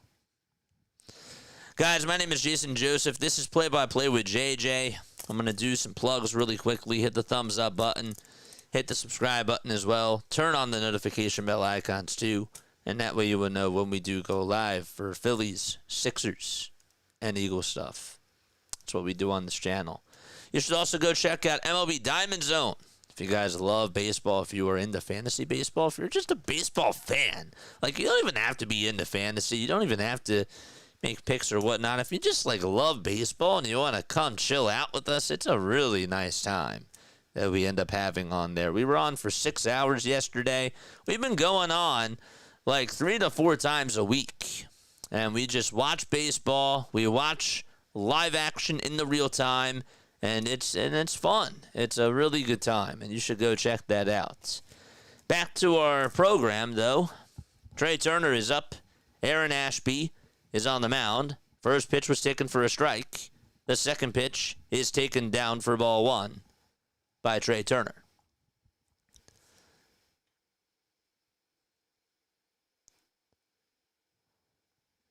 The 1-1 pitch. That misses down for ball 2. All right, chat. Let's go.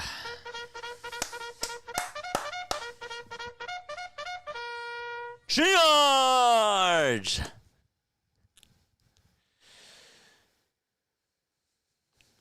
2 balls, 1 strike to Trey Turner. Screen froze. Uh-oh. It froze. The pitch to Turner. And he lines one out over towards the outfield and gets on with a base hit. And he will single to the outfield. Let's see a replay of it. He got a good extension on it and hit it out over towards center field. It was actually turang backhanded it over towards the back of the infield, so he just ate it up. And he gets on with a single, and the king is coming up to the plate. First pitch to Kyle, up high and inside for ball 1.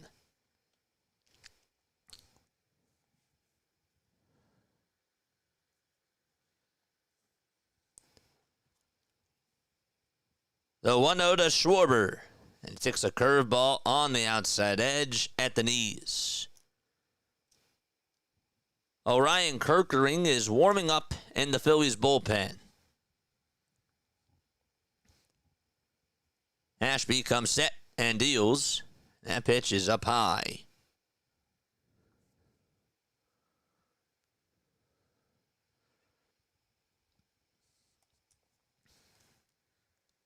Turner gets aboard for the 3rd time today. Ashby's 2-1, and there's a big swing and a miss on a fastball at 97 right down the middle. Schwarber's 2 for 7 against Ashby with an RBI.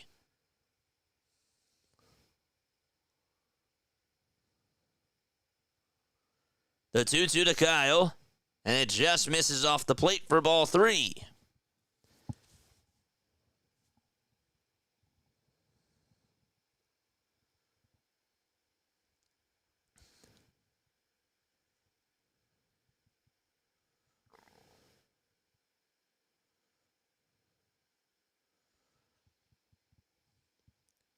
Three-two pitch to Schwarber. Foul ball.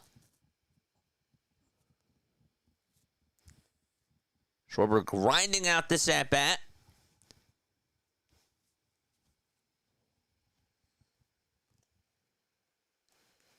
He lost a couple of battles today to Jose Quintana. But he has a chance to change the narrative here. The payoff pitch on the way. Down and out for ball 4. And Bryce Harper is coming up, so the Phillies will send the tying run to the plate. We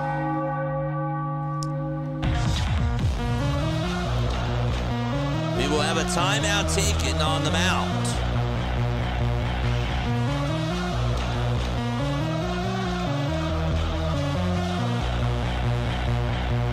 So Chris Hook is going to go out there, and we'll have a mound visit with Ashby and Contreras. Now, if you're Bryce, are you going to swing for the fences here, or do you just try to make something little happen?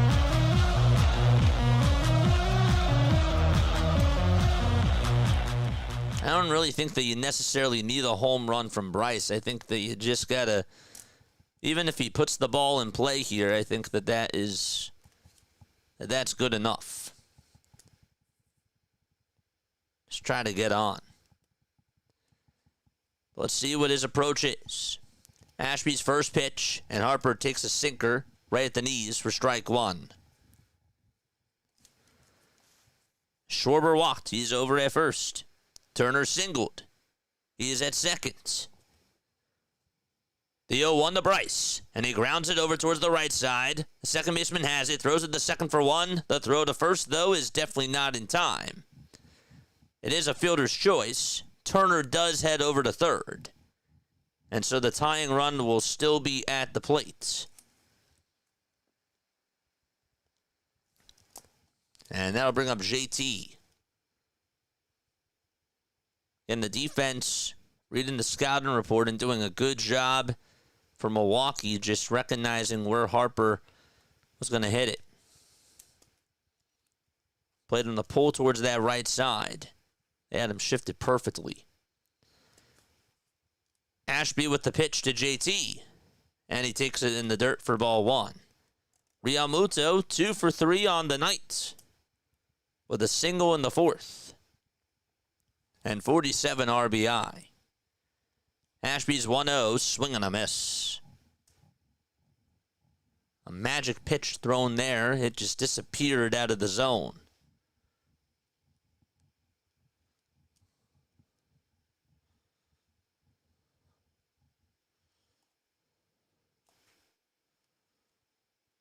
One to JT.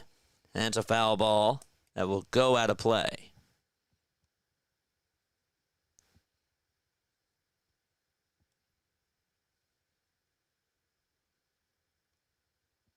Screen froze, commentaries in Spanish. What's up, Scott? Huge pitch here. The 1-2, swing and a miss. And JT is down on strikes as he chased after the changeup. And we're going to go to the bottom of the 7th. Phillies do trail 6-3 to the Brew Crew. But Wes Wilson does give the Phillies a little bit of life on a 2-run home run. All right, it is time for Phillies trivia. I'm going to ask you a trivia question, and if you get it right, you'll hear this. If you get it wrong, you'll hear this. On this day, Jimmy Rollins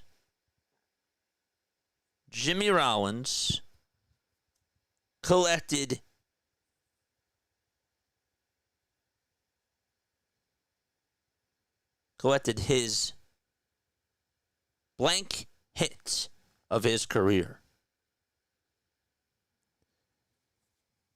Jimmy Rollins collected his blank hit of his career. It's a number. It's a number. On this day, Jimmy Rollins collected his blank hit of his career. It's 29th. No. 1500th. 500th. Not 500th. 2000th. Yes. It was his 2000th hit. It was against the Cincinnati Reds. anybody remember what type of hit it was? Now you have 4 choices. 2000th is correct. I wasn't actually supposed to say that it was Jimmy Rollins. But then I thought to myself, I caught myself from saying it, and I was like, you know what? Okay.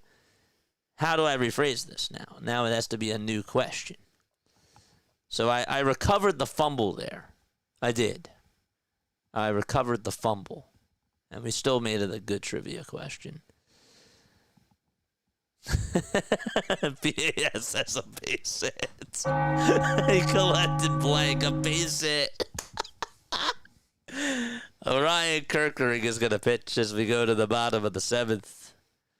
And Bryce Turang comes up, and the pitch is low for a ball. Was it a home run? Nope. It was a double. Correct. Good job. Orion's 1-1 pitch. That's taken for strike 2. So Bryce Turang, who's 2 for 2 against Philadelphia, is up at the plate. Orion comes set and deals. And misses down and out for a ball.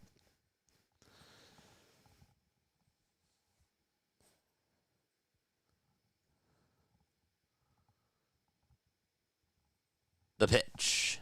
Fouled away. It was a base hit. Ay, ay, ay. Orion comes set and deals again. And the pitch is way outside for ball 3.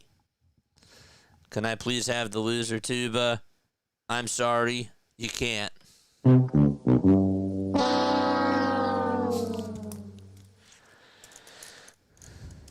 3-2 pitch. Foul ball.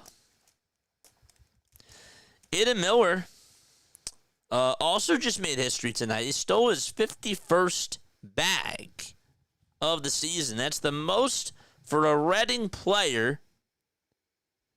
I'll read it in a sec. As the 3-2 is flied out over towards left field. Wilson is there, makes the grab. And there is out number 1.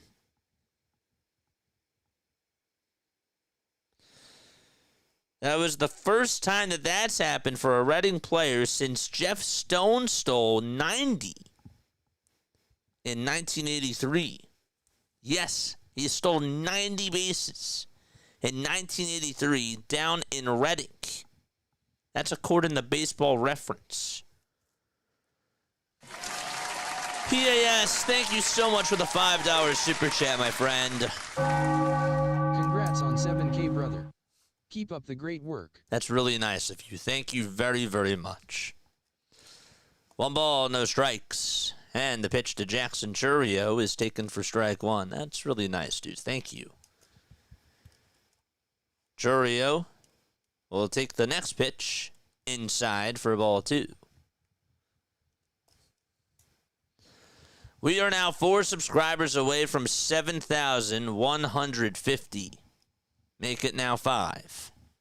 2-1. Swing and a miss on a fastball right down Broad Street. And the count is 2-2.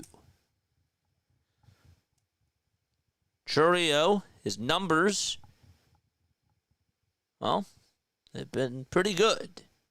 Batting .281. Does have 17 homers on the season.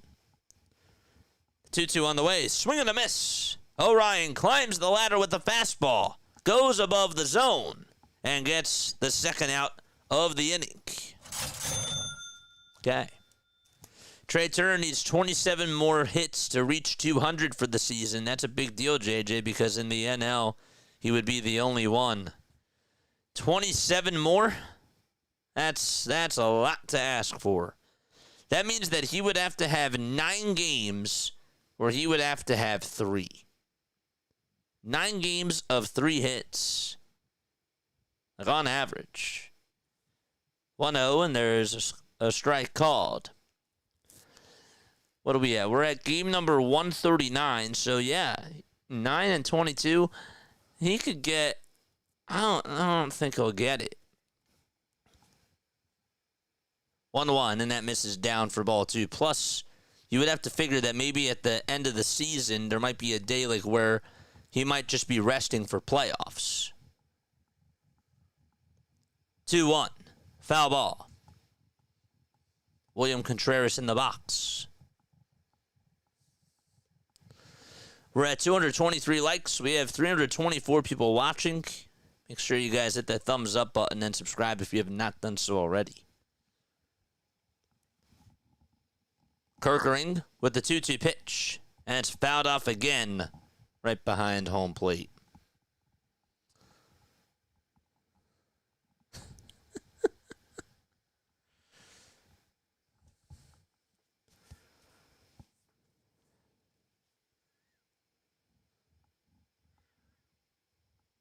Two-two pitch. Swing and a miss. Orion Kirkering able to get a 1-2-3 inning for the Phils. All right, Phillies down 6-3. They have 6 outs left to play with on offense. Can they get a couple more runs in this 8th inning? Stay on and find out, as we'll be right back. The Phillies will be right back. We're staying right here. Fooled ya. I only made one attempt to steal and got caught. Guys are coming at it with the jokes today. Thanks for doing the Pirate game for me.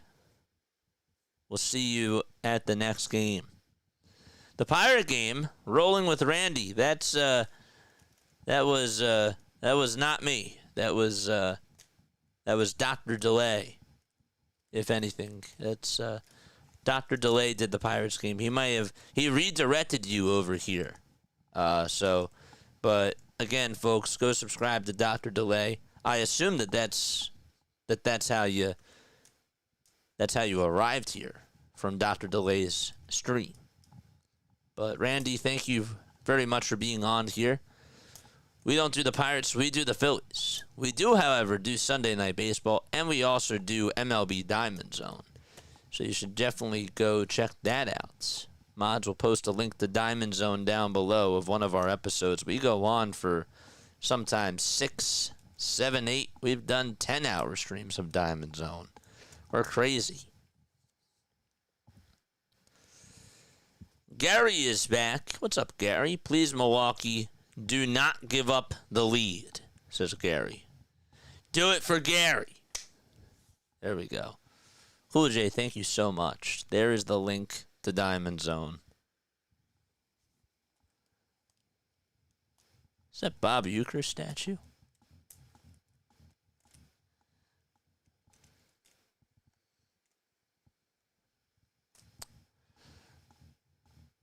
Abner Uribe is going to go out there to pitch for the Brew Crew. 66 games and a 1.90 ERA. He has struck out 80 batters in his 66 innings of work and has a batting average against of .202. Bohm will lead it off. Righty versus righty. And the pitch. There's a called strike. Just checking in. Over yet? Nope. I'll check back, says Larry. Larry's like, I'm not even going to waste my time.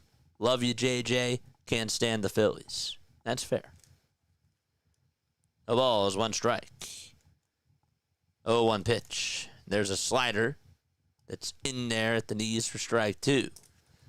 John says, Gary, go home. It's funny. The 0-2 pitch is down for ball 1. We're doing both. We're doing both tomorrow, if that's your question. We're doing both.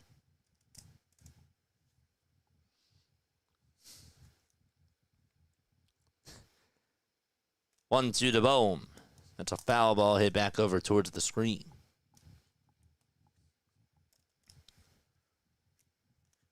Kyle Schwarber, I need him to get 2 bases. Well, he might not bat again. There's a possibility of that.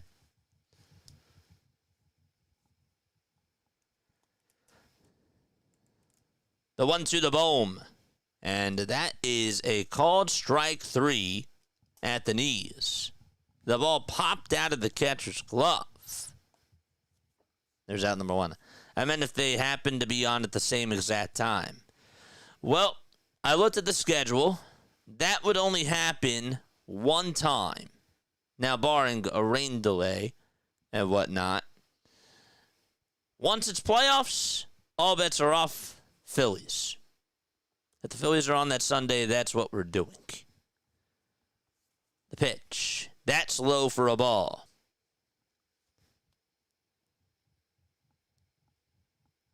If it's not playoffs, it depends on the situation. If the Phillies are trying to get that magic number down to 0, if they're like one game away, then yeah, we're doing the Phillies. 1-0, and that misses down for ball 2. But they would have to be at like 1 for us to do it. I got to be there for clinch day. For clinching the division. 2-0. That is outside for ball 3. Kyle Schwarber, home run. I'm calling it. He has to get up to bat, my friend.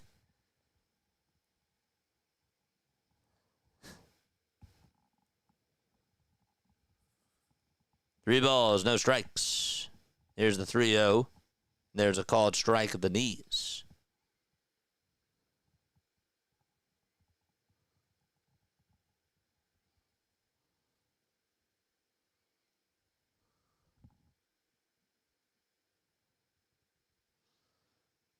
Three-one to Bader. Line drive, base hit back over to center field. And Harrison Bader gets on with a one-out single. And he gets the offense going here in the top of the 8th inning. Okay. Bader is aboard.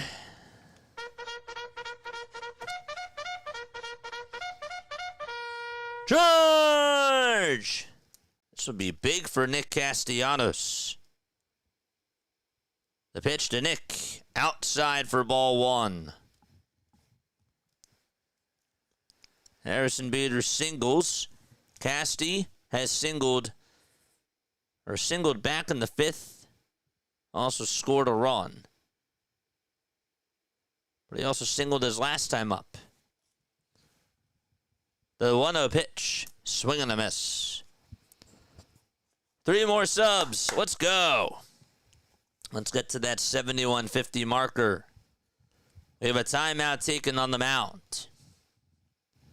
Let's keep going on those subs. Sub it up.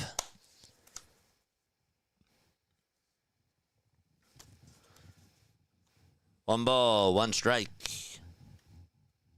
Contreras called for time to have a conference with Uribe.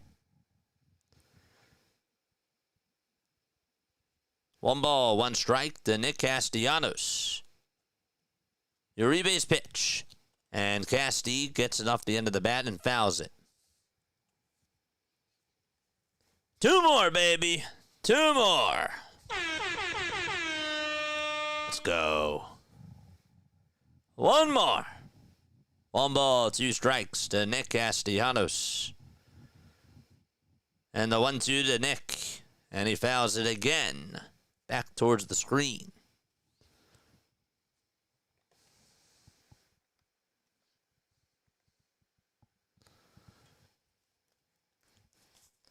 Up next is Edmundo Sosa. The pitch to Nick. Another foul ball. That was a slider down the middle. And Castellanos putting up a fight.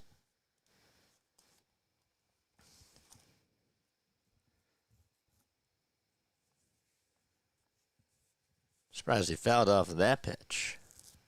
It was not what he was. His timing was a little bit off there. Uribe comes set. Tosses it back to first. And Bader is safe. He's not going anywhere.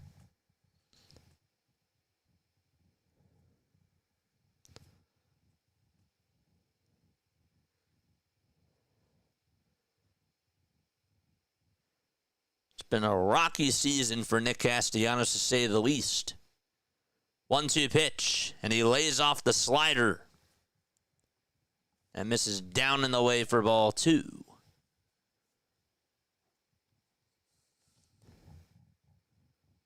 Six pitches in this at-bat.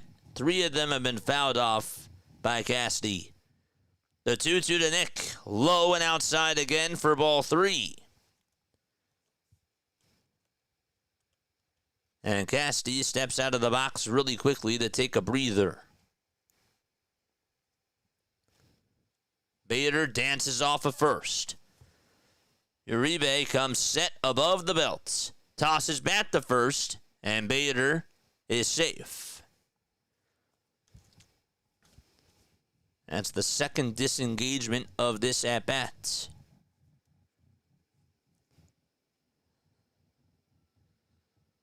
Uribe gets the signs, and the 3-2 to Nick. Ground ball, hit over to third base. The throw to second, there's 1. The throw to first, there's 2. And Nick Castellanos grounds into a 5-4-3 double play. And we're going to go to the bottom of the 8th inning. Sal Frelick is due up. That look says it all on Nick Castellanos' face. He was like, come on. Bottom of the 8th coming up is 6-3 Brewers. Make sure you guys hit the thumbs up button and subscribe to the channel after the game is done. Ladies and gentlemen, everybody that's here on the chat, I just wanted to let you guys know that we are doing a post-game show where we will give analysis and we will dissect what happened in this game. But yes, and I will also give you all of my thoughts. And you can also call on into the show. 610-314-0844 is how you dial on in to the show. And, yeah, I hope to see you guys on for that. Really appreciate the time that you guys have put in tonight. And, yeah, let's get back to the game. We are also 1 subscriber away from getting to 7150. We are 1 sub away from doing so. The Cubs are down 5-1 in the bottom of the 9th with 2 away. DK, thank you very much for the sub, my friend. It was really nice.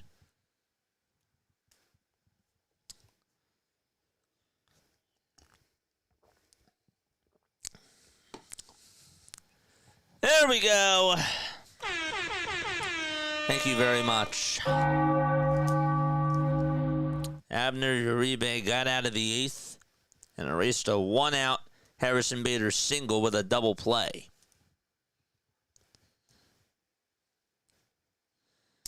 Tell you what, I know that Casti did not get the results, and I know that the result does matter, but Destiny Legardo is right. The at-bats have gotten a little bit better from Nick Castellanos. Take that for what it is.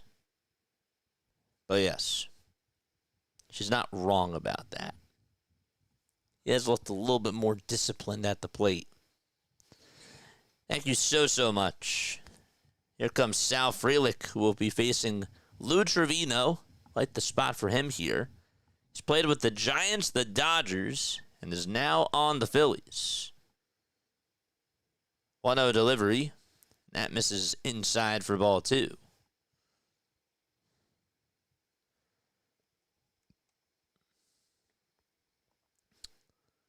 Don't think I didn't see that, Casti.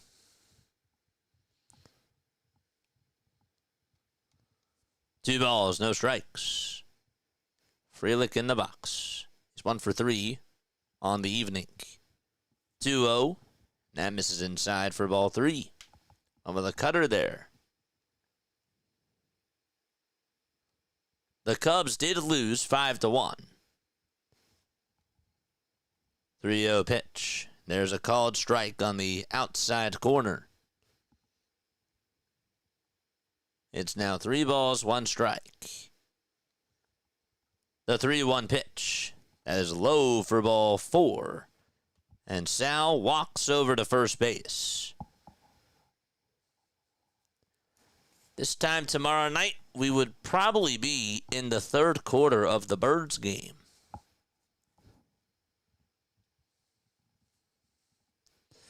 Yeah, we got a halftime tomorrow. That'll be something. I forgot what halftime feels like. The pitch. There's a ground ball hit sharply over to third. Bohm has it. Throws it to second for one. Throws it back over to first. And there is a 5-4-3 double play. So the Phillies go around the horn. And there are 2 outs. There's actually a 5-6-3 double play. Turner was covering second base there. And not Bryson Stotts.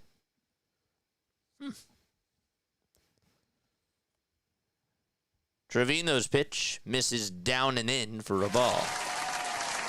Steve with the $5 super chat. Thanks, my man. Thanks, JJ. He says, thanks, JJ. Thank you very much. Thank you. And PAS and Jack, I appreciate you guys, too, for the super chats. And also can't forget about the membership from PJ. 1-1 pitch. That ball is flied out over towards left. Wilson tracks it down, makes the catch. We're going to go to the 9th inning. Last chance for Philadelphia. Sosa, Wilson, and Turner are due up. And if it goes any further than that, Kyle Schwarber would then come up to the plate. Okay. The good news about this lineup today is that this part of the lineup actually, Sosa's 1 for 3, Wilson's also 1 for 3, and Turner's 2 for 3. Now, we don't know who's going to go out there from Milwaukee, but maybe you put in Brandon Marsh and Bryson Stott to pinch hit. We'll see what Rob decides to do, of course.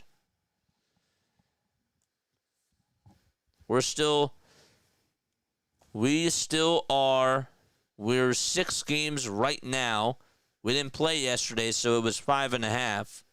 So we're back to 6 for now. That is correct. And then the Mets are off tomorrow, if I'm not mistaken.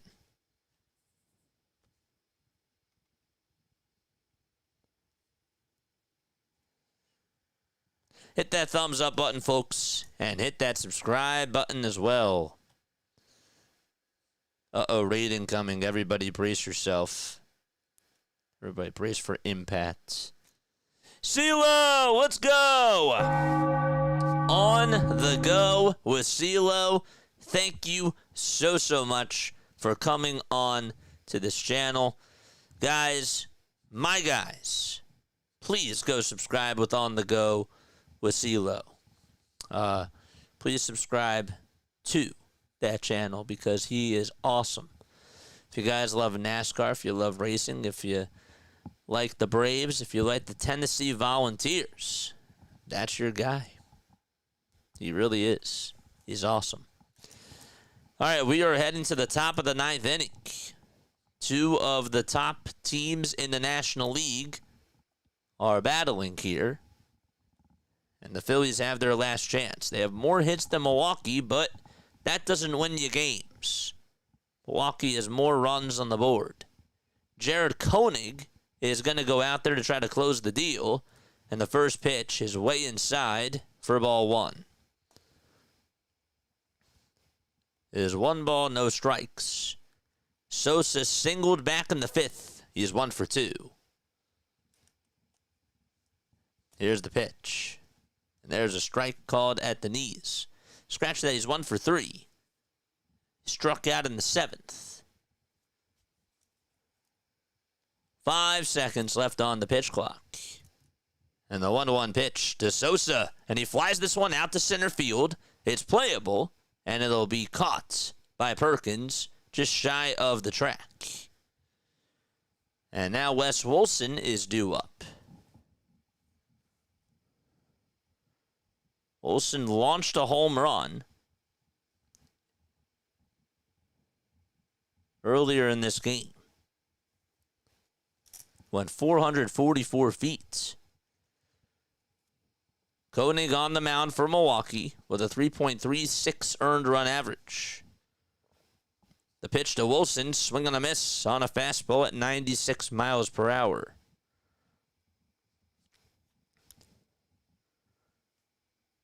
He drove in his 12th and 13th RBI of the season on that home run. The 0-1 to Wilson, and it got him right on the foot, just barely. He's rewarded first base. And Pat says, hold it for a sec. And Wilson will take his base. So he's now at first. And I'll tell you what, if Trey Turner gets on, well, we have ourselves a ball game. And just got Wilson on the back foot. And now Turner is due up.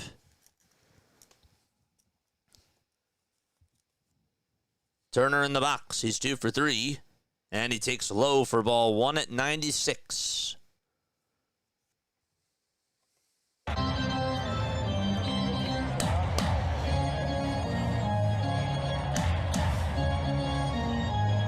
One ball, no strikes to Turner. Here's the pitch. And he stares at the fastball at 95.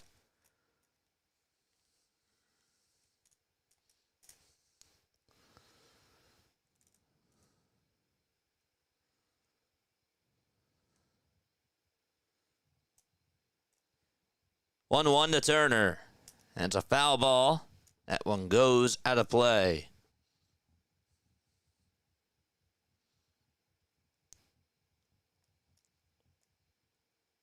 One ball, 2 strikes to Trey Turner.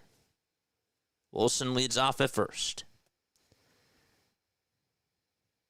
The 1-2 to Trey. And he fouls it off. Got a pitch down the middle. Just did not time it well, but he fouled it off. Hit that thumbs up button and subscribe to the channel, folks, if you have not done so already. We are 47 subs away from 7,200. Koenig gets set at the belt.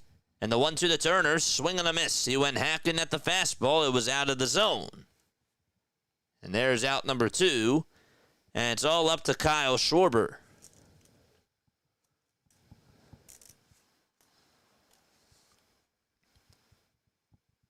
I think Turner thought that was going to come back towards the outside corner because of the movement of the fastball, and it just ended up dipping at the last second.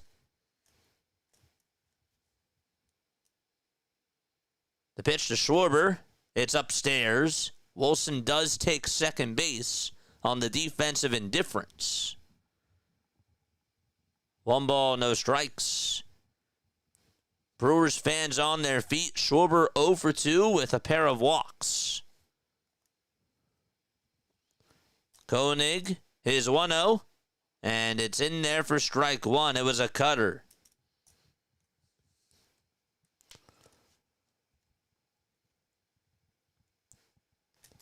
Keep those thumbs up and subs coming. 1 ball, 1 strike. The pitch to Kyle. Ground ball. Rolled over towards the right side. Picked up by Turang. He throws it over to first, and the ball game is over. The Milwaukee Brewers able to beat the Phillies and even the series at 1 apiece. So they provided their counterpunch, and we'll see if the Phillies can still take the series tomorrow afternoon. 6-3 was the final score. Quintana got the win. Nola got the loss. And there's a lot to talk about, and we will recap everything and wrap everything up in just a few moments. Jose Quintana, though, 6 1/3 of an inning he pitched today. 7 hits allowed, 3 earned runs. He did strike out 6 and walked 3 batters. And he is the player of the game for the Milwaukee Brewers. All right. So, bottom line is this. First of all, hit the thumbs up button and subscribe to the channel. If you are not going to stay for the postgame show, just do that on your way out. I appreciate you guys for staying on here and for riding this one out, for sure. I'm going to take 2 minutes. 2 minutes just to collect my thoughts, just to, stand up and stretch. But when we come back, we'll have full postgame analysis. Overall, though, I expected that this was going to be the case, and I'm not surprised. Not surprised that they ended up losing this game. Am I mad about it? Well, you want to go out there and win all 162, but this was just one of those games where I felt like it was going to be tough for them to win this. Not saying that that's what the message should be. You know, the message should be if you're a contender, you should go out there to play and win every single game. I'm not saying that at all, but the result is something that I figured was going to be the case. All right? So we'll be right back. More on that in just a few moments. Don't go anywhere. Stay tuned.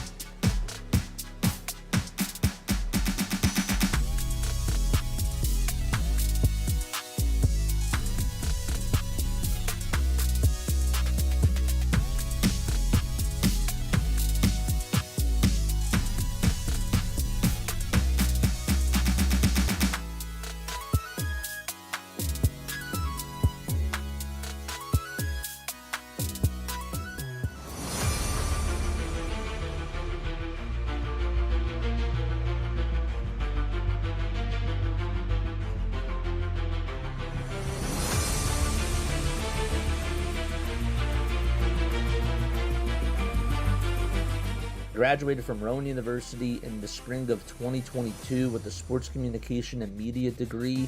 I got to actually call minor league baseball and G League basketball games while I was in school. And then I graduated, and as soon as I graduated, I went to NFL Films in Mount Laurel, New Jersey.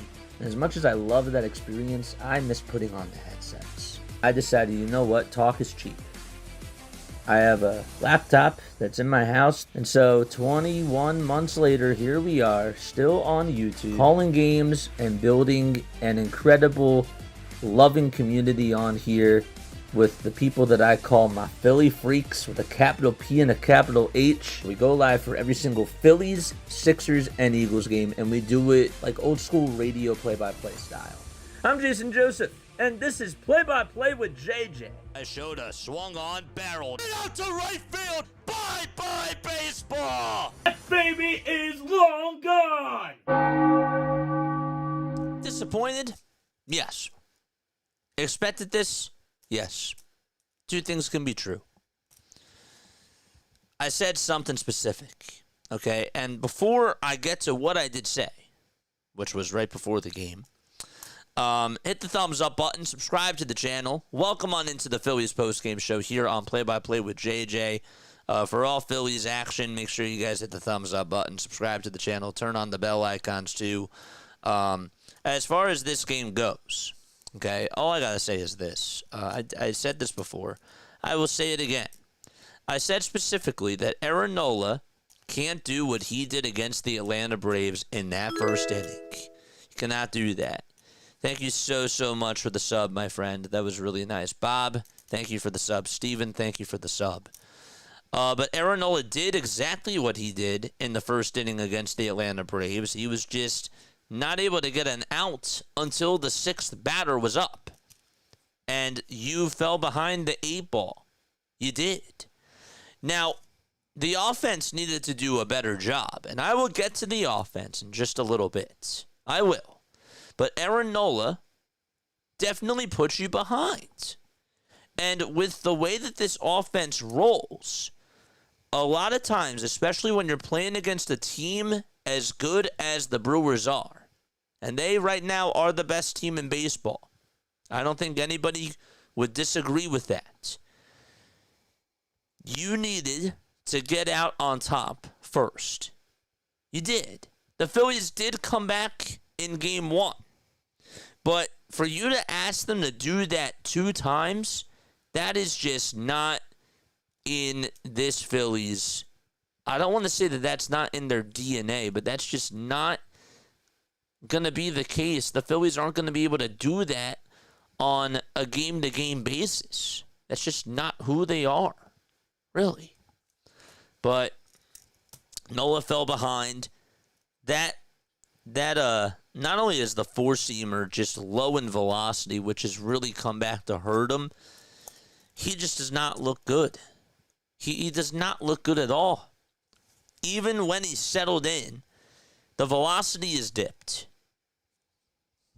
He's not able to get a good taste when it comes to throwing. Now, the knuckle curve had bite.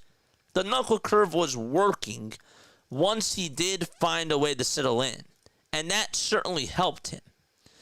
But a lot of times when we watch Aaron Nola in the playoffs in 2024 and in 2023, you could see that not only was he nibbling, but his velocity with his fastball was up. It was up a couple of ticks when he was nibbling on the plate. The velocity of that is down. The speed is down, specifically. And he's not always hitting those corners. And because of that, he's throwing more mistakes. And that's why he's giving up more base runners. And when you have that happening, the Brewers will find a way to hurt you. They'll find a way to make something happen and take advantage of your weaknesses. And that's what they did. And they made the counterpunch. We'll get to Game 3 in a little bit and what the Phillies have to do tomorrow afternoon. But when we solely focus on this, Aaron Nola was not good. He was just really bad again tonight. And I don't want to hear from the last outing that he looked great after he settled in. Guess what? It was the Braves. I got to call a spade a spade. I have to be honest. But yes, he failed tonight. This was a prove-it game for Aaron Nola, and he just did not do well.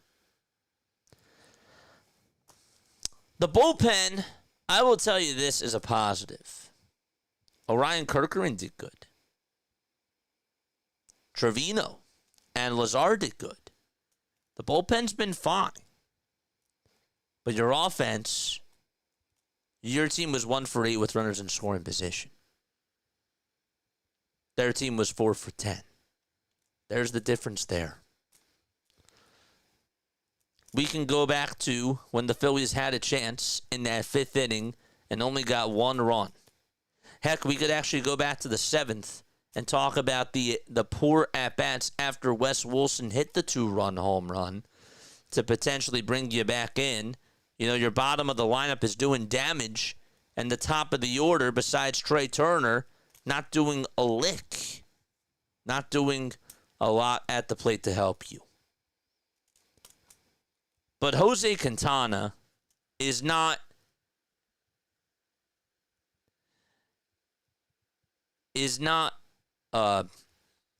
Zach Wheeler. Jose Quintana is not Paul Skeens. I know that we're comparing him to the best pitchers out there, but even just a guy that has good outings like Charlie Morton. Okay, he's not Charlie Morton. Quintana, yes, he has 10 wins on the season, but he did really bad in his last outing. Gave up 6 earned runs in 3 2/3. And what specifically bothered me tonight about the offense is that he walks 2 batters in a row just to get to Bryce Harper. Harper gets the slurves. He gets 1 slurve on the first pitch that's way out of the zone and chases after it. If I'm Bryce Harper, if I'm a batter, and I'm going to the plate, my first mentality after he walks 2 in a row is to just not swing.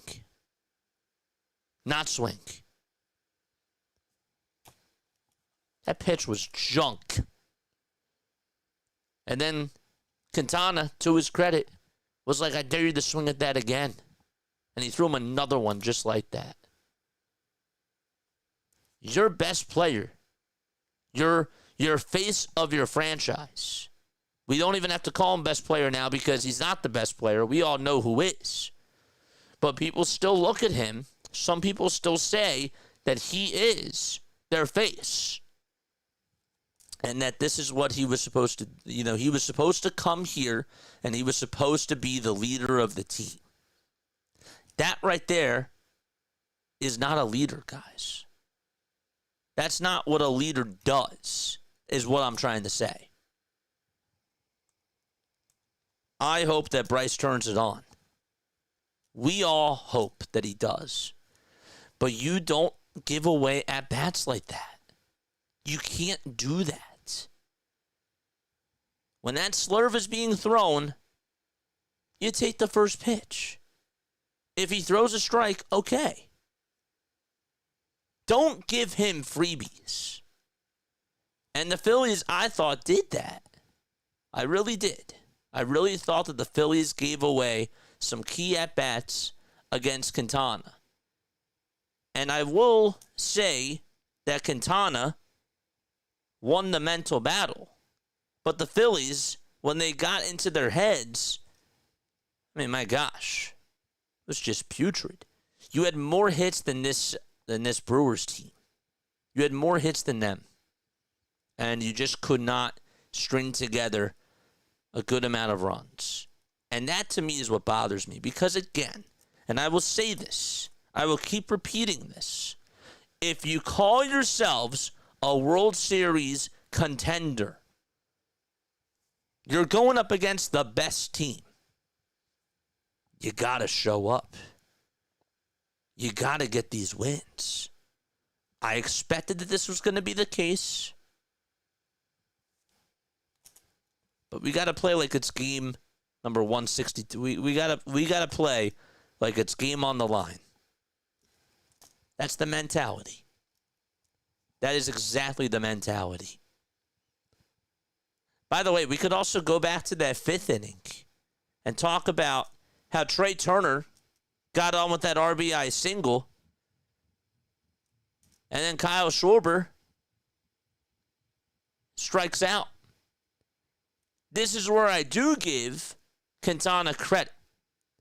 In that at-bat to Schwarber, he gives him a sinker. It's a fastball. It's outside. Then he goes slurve, slurve, sinker, sinker, slurve. The slurve, the first one that he threw, was at the knees on the outside corner. Wasn't going to go in, because it's not what you do to Kyle Schwarber. You go out. And then he went out again.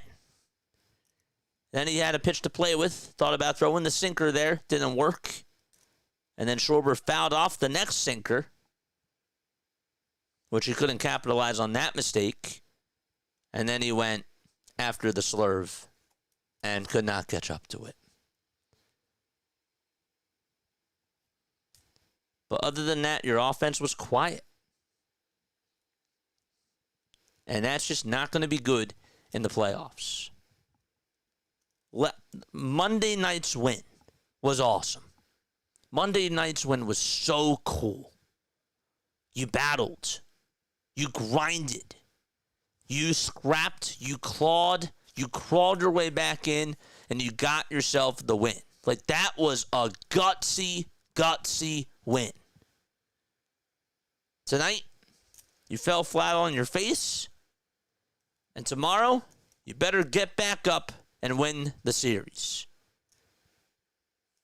And also, by the way, now if you're tied with the Brewers have the tiebreaker because they won the regular season series. So,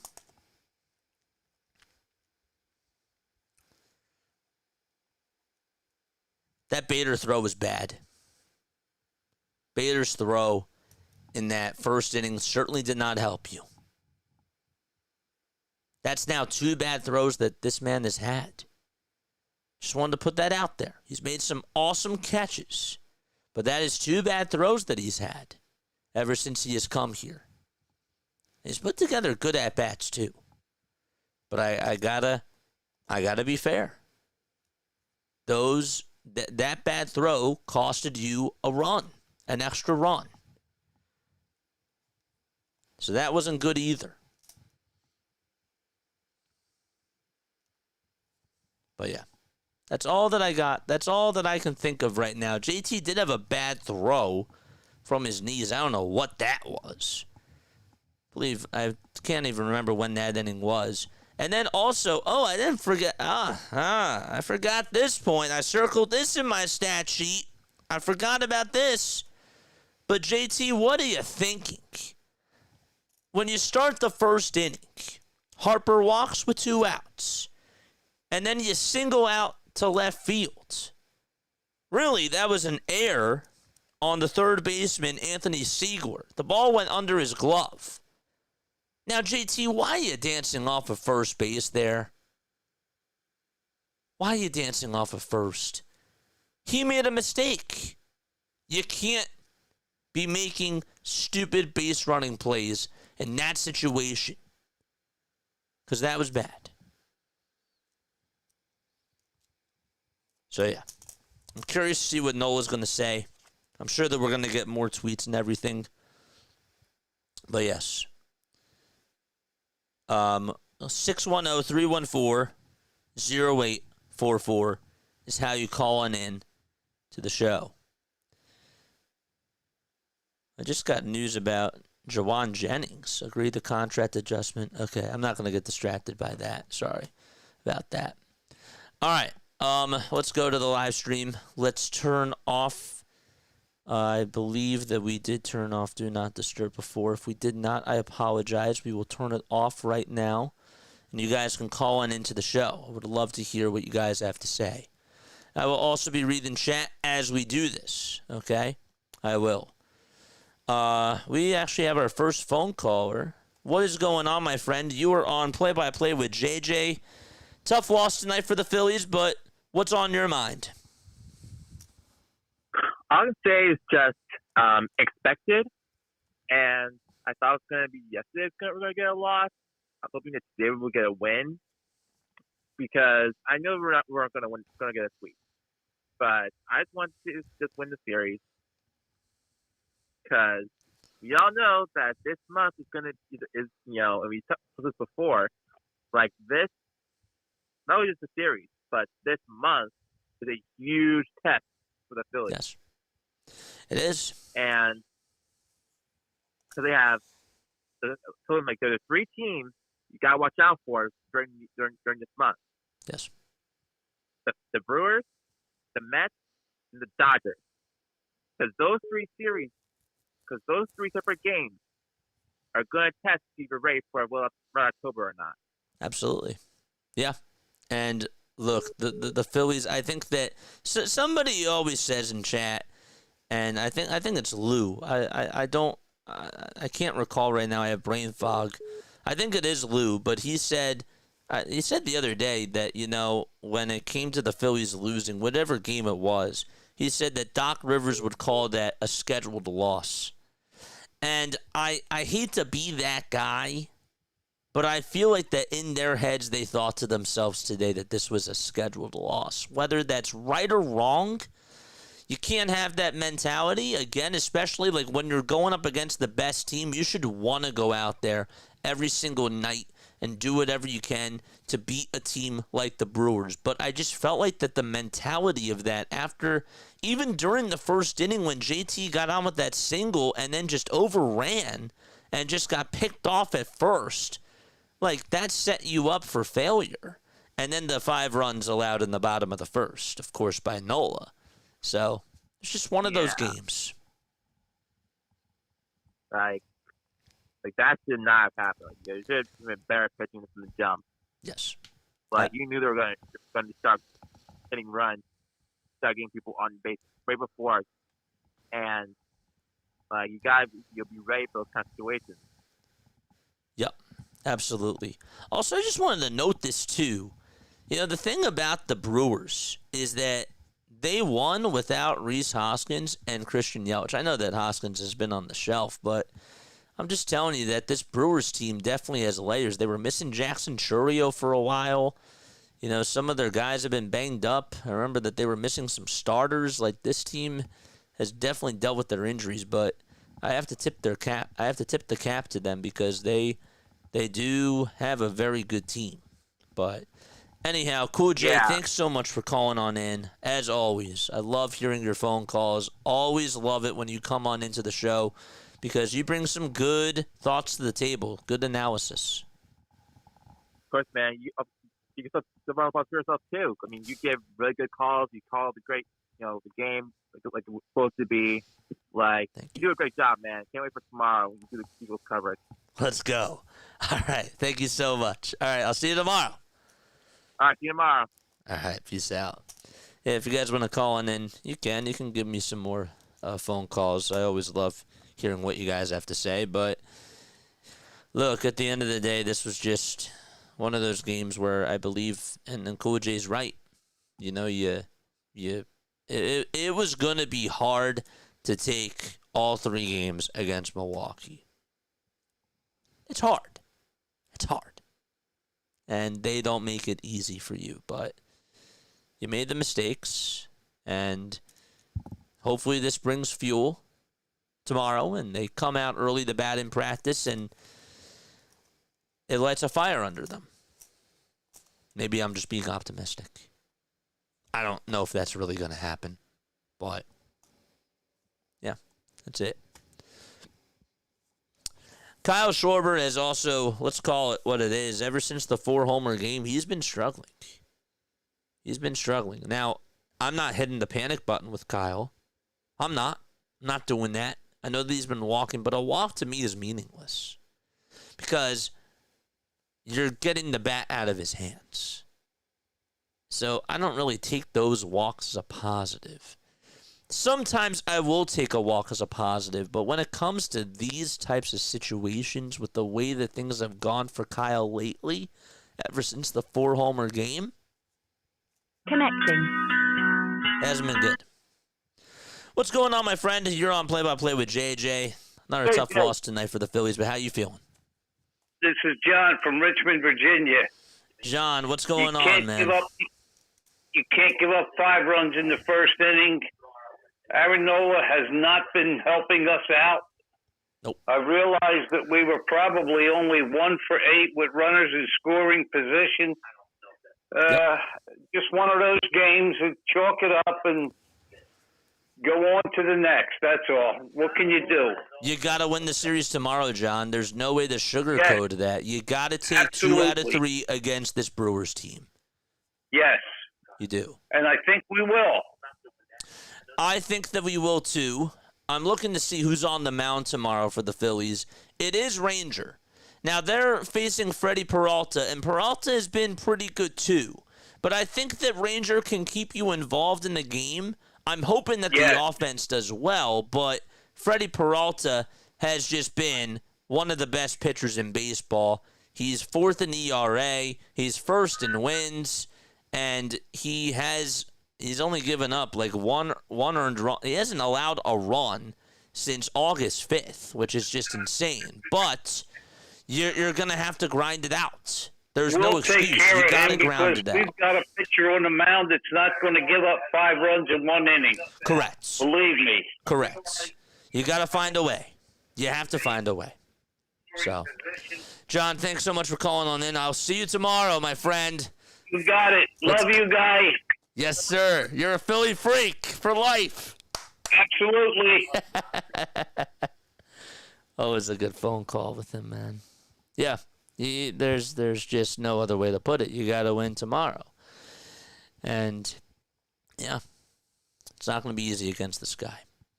We'll take some more messages. I think that's going to be it for the phone calls today. We're going to shut it down with the phone calls, but we will look at some text messages for sure.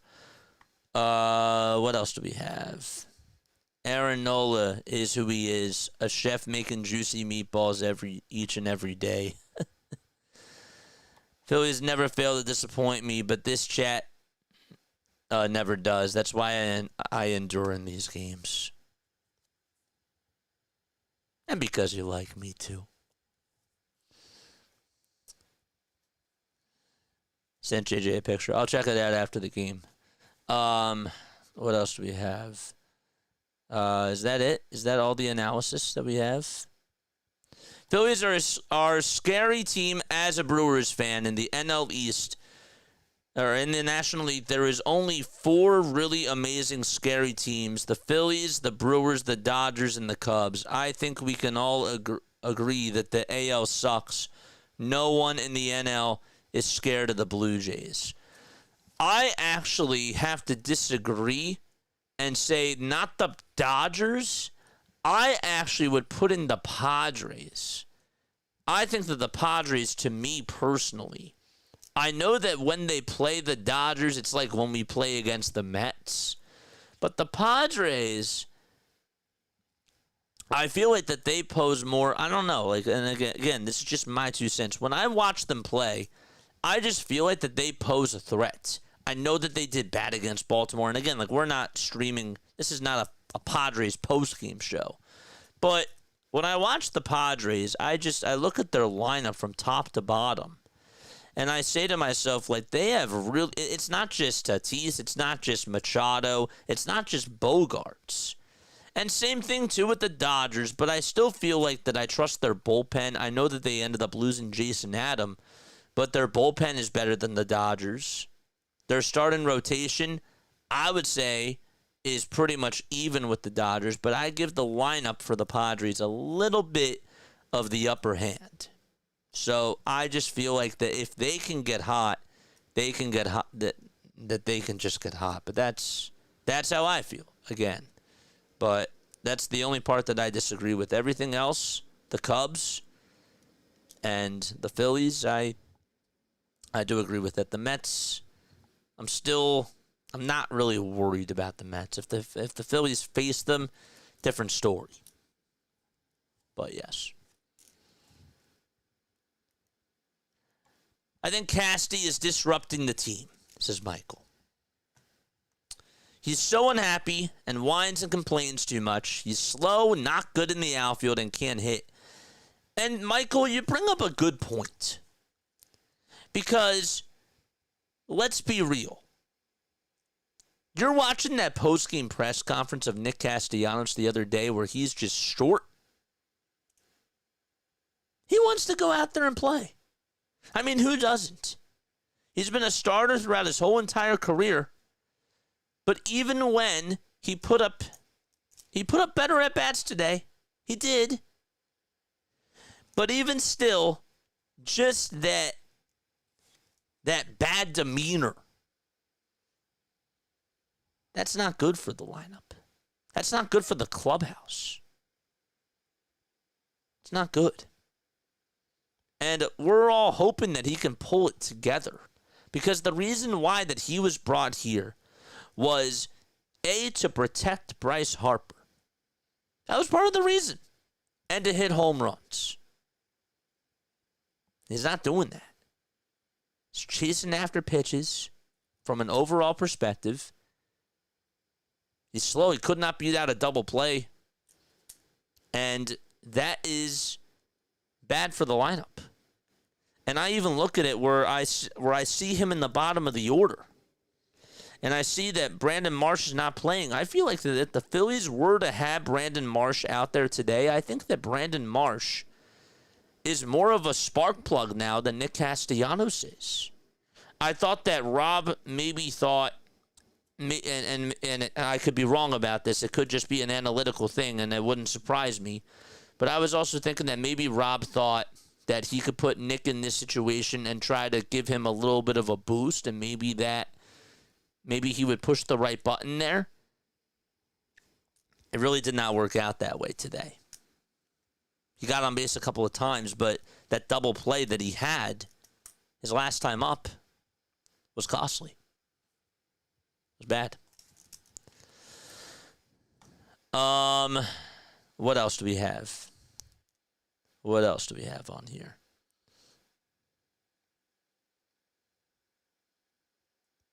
It's because of Marsh JJ, yeah. Harper's too worried about smooching with Bernie right in the slide in the outfield. Marsh sat on the bench tonight because of Rob, says Hoagie Boy, yeah. I wouldn't have done that. That's just me. Any more messages? What else do we have? We're talking about what would you do for a Klondike bar? What would the Phillies do for a Klondike bar? Rob is Doc Rivers 2.0, says Hoagie Boy. Dude, I've said it. I said that a couple of times. And I don't care like what they say. It's just real. It's real. Doesn't know when to pull his pitchers. And how many times, and then again, I will get off. Because I know that we're getting a little bit off track. But I'm going to leave you with this. This is it. When we watch Doc Rivers manage the Philadelphia 76ers, coach the Philadelphia 76ers, see, I'm in baseball mode. He would sit Joel Embiid going into the fourth quarter, and the Sixers would have a 20-point lead. 4 minutes go by, the lead is down to 12. Joel's still on the bench. 2 more minutes go by, and we're halfway done the fourth quarter. It's now a 6-point lead, and Joel Embiid's on the bench. Now there's 4 minutes left into the game, and the Sixers are only up by 2. Now we need you, Joel. Now we need you. That same mentality is like what Rob Thompson does. It's actually equivalent to what Rob does with his pitchers. Aaron Nola gave up 5 runs in the first inning today. He would not have taken out Aaron Nola even if he gave up 10. We saw it with Luzardo. It wasn't until he gave up 10 runs that he took him out of the game. My point is that he would have I missaid this, but he would have taken them out if he only gave up 10 runs. He still might not have actually taken them out in that moment. And again, you're going up against the Brewers. This is not the Braves. This is not the Nationals. This is not the Marlins. We're talking about the Milwaukee Brewers. You cannot do that. Can't do that. All right, I love you all very, very much. And that is going to wrap it up for me. Rising Rhino, thank you so much for stopping on by as I quickly skim through these messages. I know, again, I got caught up, but I really wanted to just focus on the analysis there.